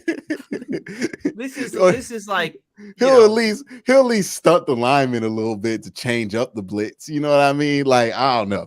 I just feel like this is going to be Wink Martindale's revenge game, and this is going to be where the whole city turns on Greg Roman. Because right now they love Greg Roman too much. Right now they're like, Greg been cooking, the offense been fun, and then we gonna see. We gonna see. Well, the offense hasn't been fun. I mean, remember Lamar had his worst game on Sunday. I mean, that was a like what. Yeah, that was a head scratcher. He kind of had a half like that against the Buffalo Bills. Yeah, it's true. And a quarter like that against Miami. It's what I said. Like ever since Bateman went down, that offense, that defense has Bateman carrying? Not been as good. But the Bengals defense and the Bengals defense and the Bills defense are miles better than this Giants defense. See, if I want even with vaunted DC Wink Martindale, who all of a sudden this podcast believes now today is the greatest defensive coordinator of all time. They are. When you look at their defensive line sack percentage, they're number 7 in the league. They're sack pretty by good committee. Defense. Sack by committee. He brought the committee to New York. That's where it went. Good defense. By the way, I'll be shocked if the Giants win this game. I'll be happy, but also shocked. By the way, 2 things. First, on Monday, I'm not here, regardless of what happens. Oh, no. If you lose, you got a show. I don't care. I don't care what's happening. We'll get you a Starlink from wherever you are. And then the fan base here votes 70% for the Ravens. Okay. Steve Webb here says fans of other sport teams in y'all NFL town. I'm a mix. Bengals, O's, Caps, and 6. That is a mix. That is. I went all in. At least it's all in like it is all kind of northeast though. Yeah, I don't watch hockey that much. But Bengals, Orioles, Capitals, 76ers. Yeah. Don't really watch baseball. Dude, basketball. If you watch baseball, why would you want to watch the Orioles? That's where he lives. That's the one team you picked up in Baltimore. Yeah. You lived in Baltimore. And we're like, the franchise I want to pick, the Orioles. The Caps too. Caps the hockey team. Yeah. So, yeah, I don't cheer for any. And I do cheer for the Cubs. I was gonna say I didn't pick up any teams from where I live, but I do cheer for the Cubs. Cubs are my baseball team. I don't really have a basketball team. I mean, I like Jordan and the Bulls when I grew up, but I kind of, once they blew up the team, it was not fun to watch anymore, and I kind of spoiled. Just spoiled. Yeah. It was like, I'm gonna go from Jordan to the Steelers. You know what I mean? Just like, I want all the most decorated teams to cheer for. Be a Patriots well, listen, fan. You can't accuse that. Hold on, you can't accuse me of that because my soccer team is Tottenham, okay, and my F1 team is Red Bull, who I picked like 3 or 4 years ago, back when Mercedes was winning everything. So no, I don't. I disagree. He had to keep himself honest. Nobody knew who that soccer team was or the FS1. There's like 3 people in chat right now who's like, "Oh, he's a Tottenham fan." I didn't know that. Like I always get like 3 or 4 people in chat who understand what I'm saying. Everyone else like either. Formula One. For me, basketball is Lakers, but I had that when I lived out in Cali for a while in like the 90s. So Lakers from there. I mean, if they want to bring the Cincinnati Royals back, I mean, the Kings are trash. Bring them back to the Natty. Bring them back. Oh yeah, I forgot y'all had the Kings. Y'all had what? Oscar Robinson, Big O. Yeah, Oscar Robinson over there. We had LeBron though. So okay, so Asana here says if K is a 4th, then Tucker is the first pick. Yeah, I mean, look, we called K York Justin Tucker after week 1. We can't just be throwing him out the league after week 4 when he, had that lemon booty. It just is what it is. We're gonna see what he finishes the year out with. Raven here says put 8 in the box to stop Saquon and make Danny. Dog, if that worked, the Giants wouldn't be 4-1. Like that's the thing I don't get when people are just like, we're just gonna simply stack the box against a good running back. They see that all the time. Like Nick Chubb been seeing stack boxes for like 8 years, 4 years. Like stacking the box just don't stop the run off default. You know what I mean? I think it's Like, discipline for the most part, right? You have to be Especially if super you're, disciplined. yeah. it's discipline and willpower too, because you're getting hit hard when you run the ball by offensive linemen, guards, tight ends. Like, it's physical when you run the ball. You know what I mean? It's about your will to win down there. It don't really matter unless you could put 10 people in the box, and you can't really do that. Ravens might be able to run against that defense. That's the only weakness for the Giants defense. Yep. Yeah, and they're getting JK's getting more involved. Stanley's getting healthier. Is Stanley going to play a full game, or they're still going to rotate? Dude, Harbaugh doesn't disclose stuff like that. He will go to the grave with a secret like that, right? Yeah. Is he going to go against Kayvon, or is Kayvon on the other side? Kayvon. I think I saw him playing on the other side. No, Kayvon was against the left tackle last week because he got that sack at the end of the game against Bakhtiari. Was it Bakhtiari? I don't know. I don't think he's healthy. Yeah, I don't know when that guy's coming back. Yeah. Anyway, so Kayvon will play on the right side, so against the left tackle. Who they hear says no wide receiver wants to be with Lamar. Can't throw, right, Ace? I mean, at this point, I don't think that's what the issue is right now. I think that there are receivers that want to play with Lamar, but it's what it is. Every wide receiver that's played there and left has told you what they feel like the issue was. Yeah, maybe they might not like the system. I don't think it's that they don't like Lamar. Right. Exactly. Starts with S and it rhymes with scheme. Okay, so Noah Stone here says they're gonna take a 60-yarder to win, like versus the scrappy Lions. Okay, with that, eventually Justin Tucker got to miss one of those, man. It would. I actually, as much as go ahead. I want to see their face when he finally misses one.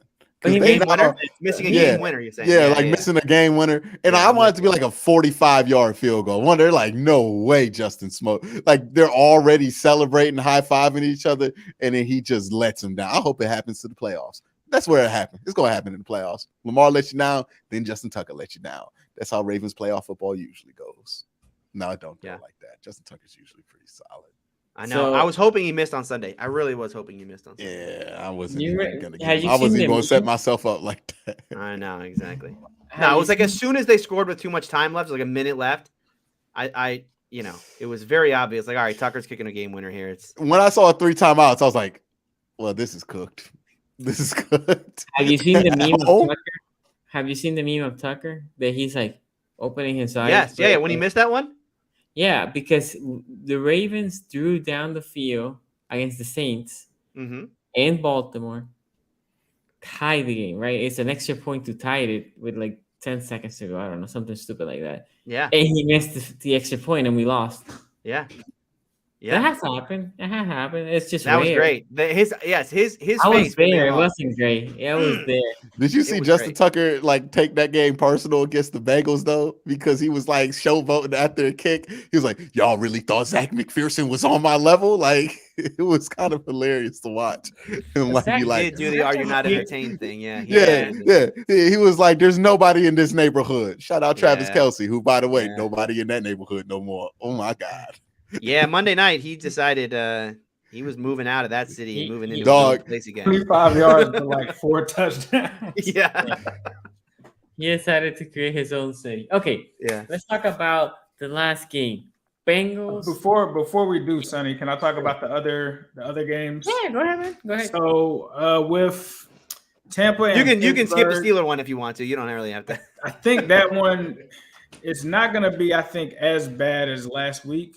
Right, because Tampa has kind of struggled in some areas on the road.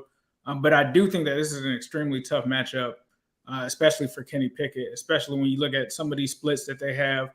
Another top 5 defense that he's facing, number 1 scoring defense that he's facing. So this could be a situation where in 2 weeks, they might score 14 points maybe between these 2 games. But I do think there has been some issues with Tampa starting early, especially in the first half. They're like 26 in the league. The only flip side to that is that Pittsburgh is 32nd. So I think that may spell that this game might be initially more closer than we expect, with Tampa kind of pulling off. But this is, I think, somewhat dangerous just because from a defensive sack percentage, Tampa Bay is top 5 in the league. Pittsburgh, believe it or not, at home, 32nd right now, really struggling in that area. So I think that Tampa's going to go ahead and get that one. When it comes to the Cleveland and New England game, this one is pretty interesting for me. I think that the Browns may get this one just because they have the better offense, right? When it comes to scoring and stuff like that, I think that they're able to put up more points in bunches. But this can get pretty interesting because you talk about, and I keep honing on it, the Browns at home, when it comes to getting sacks, for some reason they're struggling. 28th in the league right now. I don't know what it is from that aspect, but New England's on the flip side of that. They're 13th. They're pretty good as far as stopping people from scoring, 13th as well. They're just 13th in total defense as well. I don't know what it is with all of these 13s, but I think that the one factor that's going to give the Browns an advantage is just the scoring. I don't think that, Zappy, I don't know if it's going to be Mac Jones. They haven't been consistent offensively. This is a league where you got to score points. Cleveland's at home. I got Cleveland in that one, but I think that one will be a close one as well. Okay. Yeah, so we all picked Cleveland, right?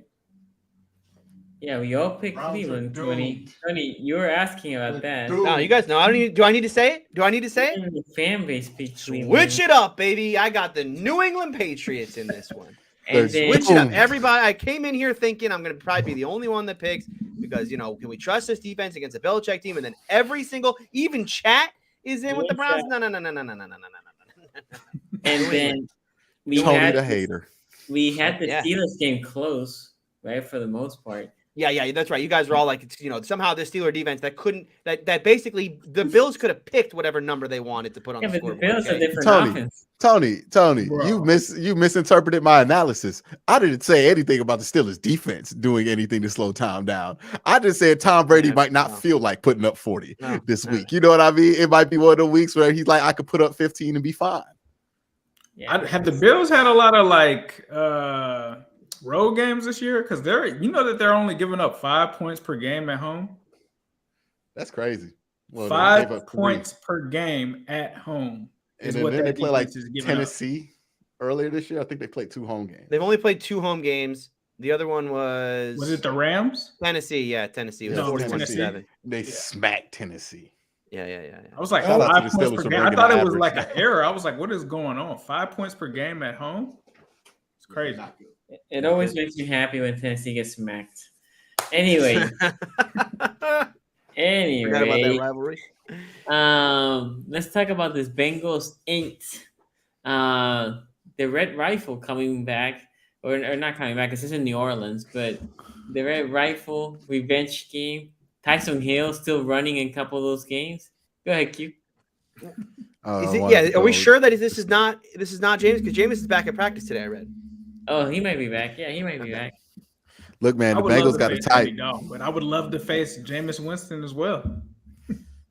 No, they beat Andy Dalton last time Andy Dalton came back, right? When he was with the Bears. We have not beat Andy Dalton is 2-0. All right, here's my theory. Okay, I'm running with the theory then. I'm running with the theory. The Bengals have a type that they have a weakness for, and it is that mediocre quarterback, right? It's the Andy Daltons of the world. It is the Baker Mayfields of the world, the Mitchell Trubisky's of the world. For whatever reason, these dudes could beat the Bengals. So that's my scientific theory for picking the Saints over the Bengals. In reality, the Bengals should probably beat the Saints by a significant margin. They're a much better team. But again, this is kind of a situation like the Cleveland Browns where it's like, can't you trust the Bengals though? Right? Like on paper, yeah, they should win. But do you trust them? I don't trust them. I really don't right now. And maybe they make me trust them later on throughout the year, but it's right now on the road, lot in New Orleans, where they got a ton of dudes from LSU. They're going to be distracted.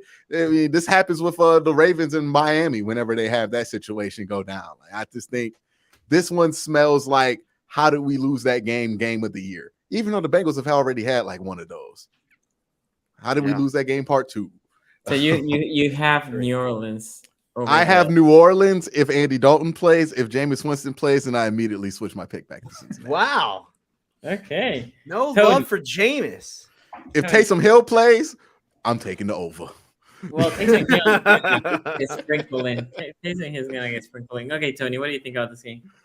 Yeah, this is an interesting one because I think like Q, it's it feels like all right. Well, this last week after the Bengals lost to the Ravens, I looked at the Bengals schedule and was like, all right, well, how bad is it going to get from here, right? Because it's like everybody plays cover 2 against this team. Like, is there ever going to be a stretch where they can just kind of have some get right? Like I talked about that Jets, right? Kind of the build the muscle memory because this should be an easier one. Saints, Falcons, Browns, Panthers, Steelers is their next. Is this stretch. But then I started looking at the Saints, man. Dennis Allen, this Saints defense is always really good. They've been a top 5 DVOA pretty much every year. And when they're not in the top 5, they've been top 10 since Dennis Allen took over defensive coordinator over there. They're just really consistent. They're really well coached. They're really disciplined. And they've been primarily, since he got there, that kind of match quarters type, too high looks anyway. I mean, that's kind of what they've done ever since, he got there. So just from that standpoint, this is a tough matchup for the Bengals because this is the kind of defense they've struggled against. Anyone who's going to run these too high shells, we've seen the results on the field, right? The results on the field are 17 points against the Ravens, 17 points against the Cowboys, 20 points against the Steelers. I did look back at last week's game because I thought maybe I was a little unfair to the Bengals in that offense in saying that it didn't matter that the running game worked, right? Because you look back at that game, the running game really didn't get going a whole lot until the second half of that game. Mm-hmm. It was really in the second half. And if you look at the second half, when the running game got going, they moved the ball, right? They had 3 possessions in the second half of that game. The first one obviously is a 1-play interception, so we throw that out. Even though it's a bad interception, we'll throw that out. The 2 drives they had then were 15 plays, 73 yards, and 13 plays, 75 yards. The first one ending in, obviously, Zach Taylor deciding to call like 3 of the worst plays you could possibly imagine. And then the second one, like they got the touchdown at the end. So I guess I'm being a little unfair when I say like the running game it didn't matter. If they get the running game going against the Saints, that will certainly help things. I think that's got to be the MO. They did some nice things last week as far as running out of shotgun finally, and just being a little more, just having those kind of tendency breakers, right? Just kind of running things that they haven't done before to open things up. But then, I don't know. I worry about this Bengals offensive line, and I'm sure everyone's seen the clip by now of like the Burrow flinch with the cough, and everyone joking about how like he's broken about the offensive line. But I've said that from the beginning. I've thought that all year about Burrow, right? Something's wrong with him as far as it just felt like his eyes come down too quick. I don't know that that's fixed either. And then certainly the Saints in their pass rush are going to be an issue.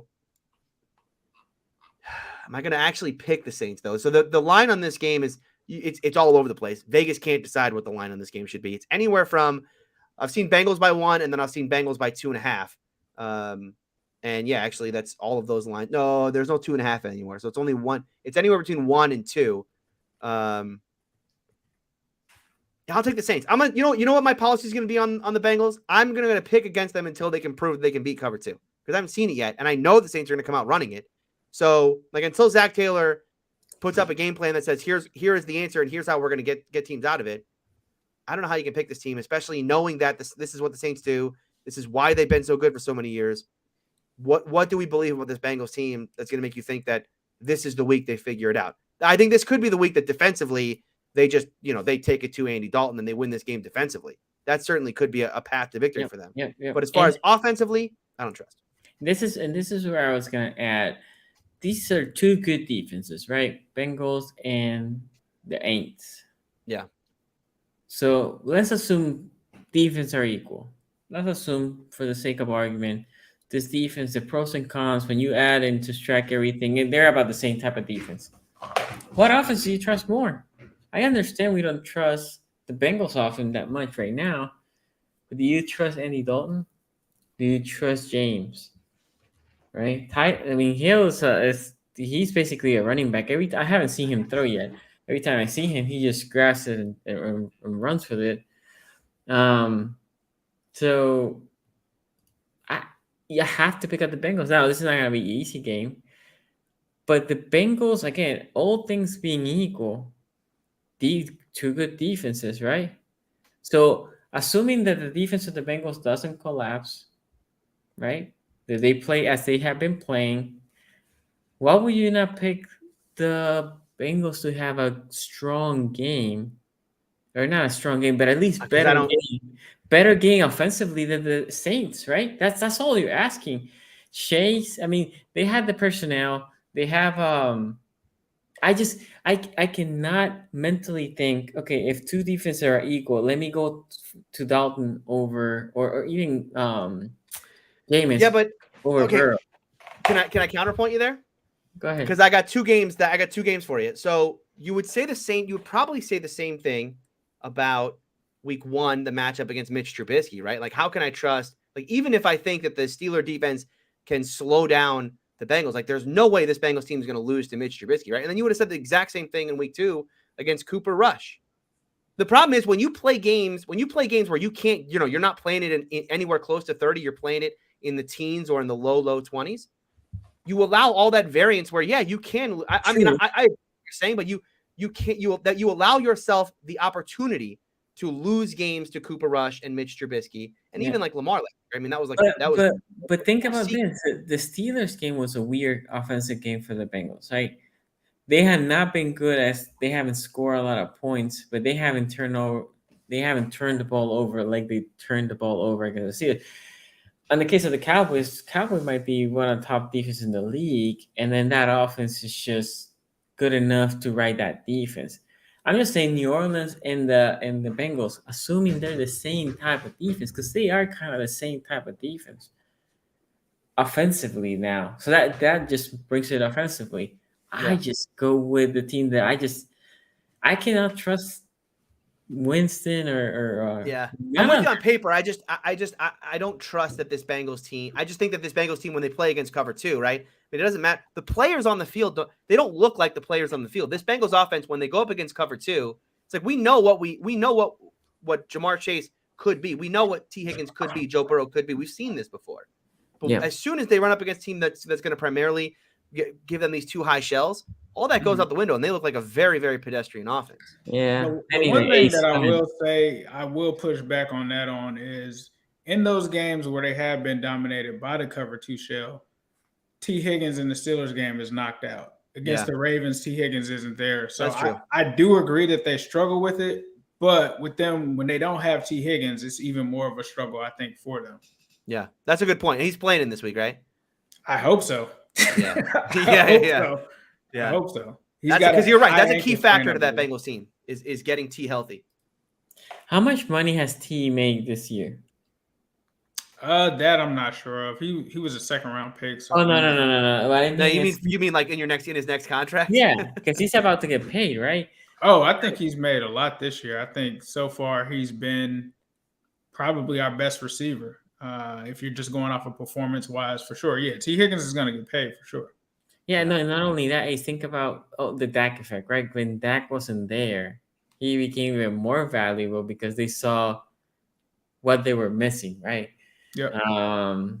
So anyway, what is your thoughts about this game? Yeah, I think this game is going to be, like Tony said, very close. I think it is going to be close. I don't think it's going to be a blowout either way. When I'm looking at the metrics on all of this stuff, it's super close. I've got it at like 7-7 right now. The one thing that gives me hope, the New Orleans Saints, believe it or not, are the worst team in the NFL at turnover differential. I had no idea that they were turning it over that much and not, causing turnovers in that aspect. The Bengals are top 5. They're 4th there. When it comes to the passing offense, both of these teams, we talk about the Bengals passing offense, not really too good, right? The Saints are even worse, which I would think, I'm hearing about Olave and all of this. I'm thinking that they're, kind of lighting it up over there with that guy getting some Offensive Rookie of the Year nominations. But apparently it's the exact opposite. They're really more of a rushing offense, which they're top 10 in the league. The Bengals obviously in the bottom of the league right now, even though they did decent against the Ravens. I think that should be the recipe in this game is running that ball. But you guys make a great point, and I thought about this as soon as I thought about the Saints. That defense is good. I mean, that defense is stingy. That's really the strength of that team. And so there are a lot of parallels from that aspect. So they are a stingy run defense, 15th with the Bengals being 16th. Bengals fans, we know how good our defense is. In the splits, they're just right there with us. So I can talk about Joe Mixon getting this run game started, but it won't be as simple as just handing it to him and hoping that something opens up. They're going to have to do something in that aspect. Scoring offense wise, the Saints are kind of edging us out on that a little bit. But the interesting thing is we've all complained as Bengals fans about the slow starts, right, in the first half. Why are we having these slow starts? Believe it or not, the Saints actually average less points in the first half of games than the Bengals. Here's what the key is. We've got to score points early. We got to take advantage of that if they come out slow. Because when you go to the second half, the Saints are, according to these splits, the fourth best offense points per game wise in the second half. You can't let them come roaring back in the second half because they are a completely different team if they do start off slow to how they come back in the second half. The other thing that's going to be a key for us is penalties. I kind of bring this up all the time. Discipline, those penalties matter. The Bengals right now, 11th, the Saints, 30th. So for me, this comes down to turnovers and penalties. That's what you have to put and take advantage of in this game. This is going to be another game that we have to rely on the defense, but offensively, you have to get something. Like Tony said, they're going to play cover two. Teams are just going to keep throwing the cover two out. I mean, the Ravens rarely ran it before that. They ran it for one of their first times majority of the game. They looked well against us, and that's a team that doesn't even really practice it like that. You're not going to not get those looks anymore. You're going to get guys, which the Ravens added another wrinkle to it, right? If you're going to have Jamar Chase in there, we're going to even shade more coverage on that side of where Jamar Chase is. So you're going to have to come up with ways to take advantage of those opportunities. Few and far in between where they are, you're going to have to do it. I'm not obviously happy to hear that Zach Taylor does not sound like a guy that's willing to give up the play calling. So he's going to have to prove it. But we've seen this before. I won't be surprised if Zach Taylor comes out, shows some creativity, the offense looks good. That's the cycle. I tweeted about this on my Twitter at New Stripe City. That's the cycle, right? Zach has a very bad game, gets a lot of criticism. A lot of people start calling for him to get replaced as a play caller. Then what happens? He comes out, he gives you one good half of offense, gets everybody excited, always figured it out.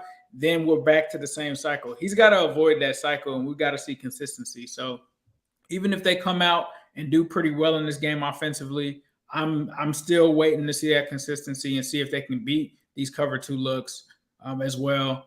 I've got the Bengals in this one, but I'm not confident in saying that, bro. I'm really not, because if they get down there and they go against this tough defense and they're struggling and it's a game where they're close again, anything could really happen. I mean, if Taysom Hill could be their offense and be a guy that could actually get a touchdown or something out of this thing, if this offense continues to struggle, that could be a deciding factor. The other thing I got to see that I didn't really talk about last game, they were horrible on special teams, bro. They were horrible. They gave no help to that defense from special teams. I don't know what's up with Huber's leg. That was dying. You're talking about a kick out of bounds. Like, they've got to be better. Right. They've got to be better. If you're not going to get points from your offense like that, you have to get some help from your special teams with coffin kicks and stuff like that. So that's going to be another factor in this game. I have the Bengals slightly, but this could go either way, man. I'm going to be real with you guys. This could go either way because that's a tough defense. They're at home in the Dome. They are going to throw that cover two at you with a good defense. You talk about Lattimore, right? He's going to be on Jamar Chase. Is T. Higgins playing in that game? Major factor, because if T. Higgins isn't in that game, then where are you going to get your points from that offense? This is so Ace. You have the Bengals by 3 or 4. I'm assuming then. Man, it's got to be 3. It's got to be 3. I think the way that this game is going to be played, it's going to have to be if I was just being with, if I had my Bengals glasses on, I'd probably say Bengals by a touchdown, 10 or something like that. I don't see it going like that. I'm keeping my realist glasses on, which is usually the way that I go anyway. So I think that this is going to be a close game, 2 good defenses. I don't think that it's going to be super high scoring, and I think whoever gets that last possession gets to kick the field goal is going to win the game. That's all that matters at this point, though. Like, just go out there and get this W because, you know, the stretch of games that you have coming up later in the season, this can't be one that you lost, especially when you have to take on those high-powered offenses. Yeah. This game and that Cleveland game are the 2 I'm really intrigued to watch. I think these are just – I know they're both on at 1 o'clock because the 4 o'clock window is basically just – And I'm going to be in New Orleans, so I hope I'm going to be in New Orleans this weekend with the family. I'll be watching it at the stadium. Those tickets are crazy right now. I'm going to take a page out of Tony's book and try to do this tick pick at the last minute because I did not realize that there were so many levels in the Dome. I knew the Dome was a great place to visit and watch games. I didn't know it was like that, though. Yeah, I actually think Bengals by 6, but I can see this offense going on a mojo and actually beating them more soundly. I don't see the Saints winning because I have no faith in that offense. If it's Andy Dalton or if it's Jameis, that helps us. If it's Jameis, I think it helps us even more with the turnovers. Yeah, last week, Tyson Hill got crazy at the end of like that last quarter and started running. Last 2 weeks in a row because my fantasy team, I know no one cares about fantasy teams, but my fantasy team has been struggling, bro. I've been looking at Taysom Hill on the waiver wire, and I was looking the week before, and I was like, he's a gimmick guy. They barely give him stuff. He's not going to score this week. He just goes off for a crazy game 2 weeks in a row. Anyway, I think the Bengals win. If the Bengals lose this one, then Ace is gonna Draymond Green on side. That's a good one. And then Q. No, Q's not here anymore. But if the Bengals have a problem with mediocre quarterbacks, does that mean if they blow out Kenny Pickett? I love this logic. Finally admit he's an all-time great. That's a perfect throw, by the way, Brett. I love that. That is a great super chat. Well done. And then we have Dylan says all the Bengals need to do is run the football. Pass protection has been great last 3 games. Run defense out of cover too. Yeah, I mean it's gonna be interesting. The other question, if you ask me, how can New Orleans win this game? Well, other than a defensive collapse, right? Obviously, or turnovers go crazy, is New Orleans comes, establishes the run, and then just controls the game, running the ball, right? Yeah. That because I do think the Bengals being inefficient offense, they will have a lot of punts as well. So if New Orleans can come and establish the run, that is a path for victory for New Orleans. I think the Bengals defense is good enough that they won't allow that. Yeah. Yeah, it's this one. I'm telling you, this one in that Cleveland game, man. These are interesting games because they seem like the AFC North team should win, but it feels seems like easy. that a lot this season, right? I know. Yeah, exactly. But you guys are wrong about the Giants. I mean, that's a booty beat down. I see what you're doing, Tony. It could be 30-10. I mean, this is going to be. Welcome back to Earth.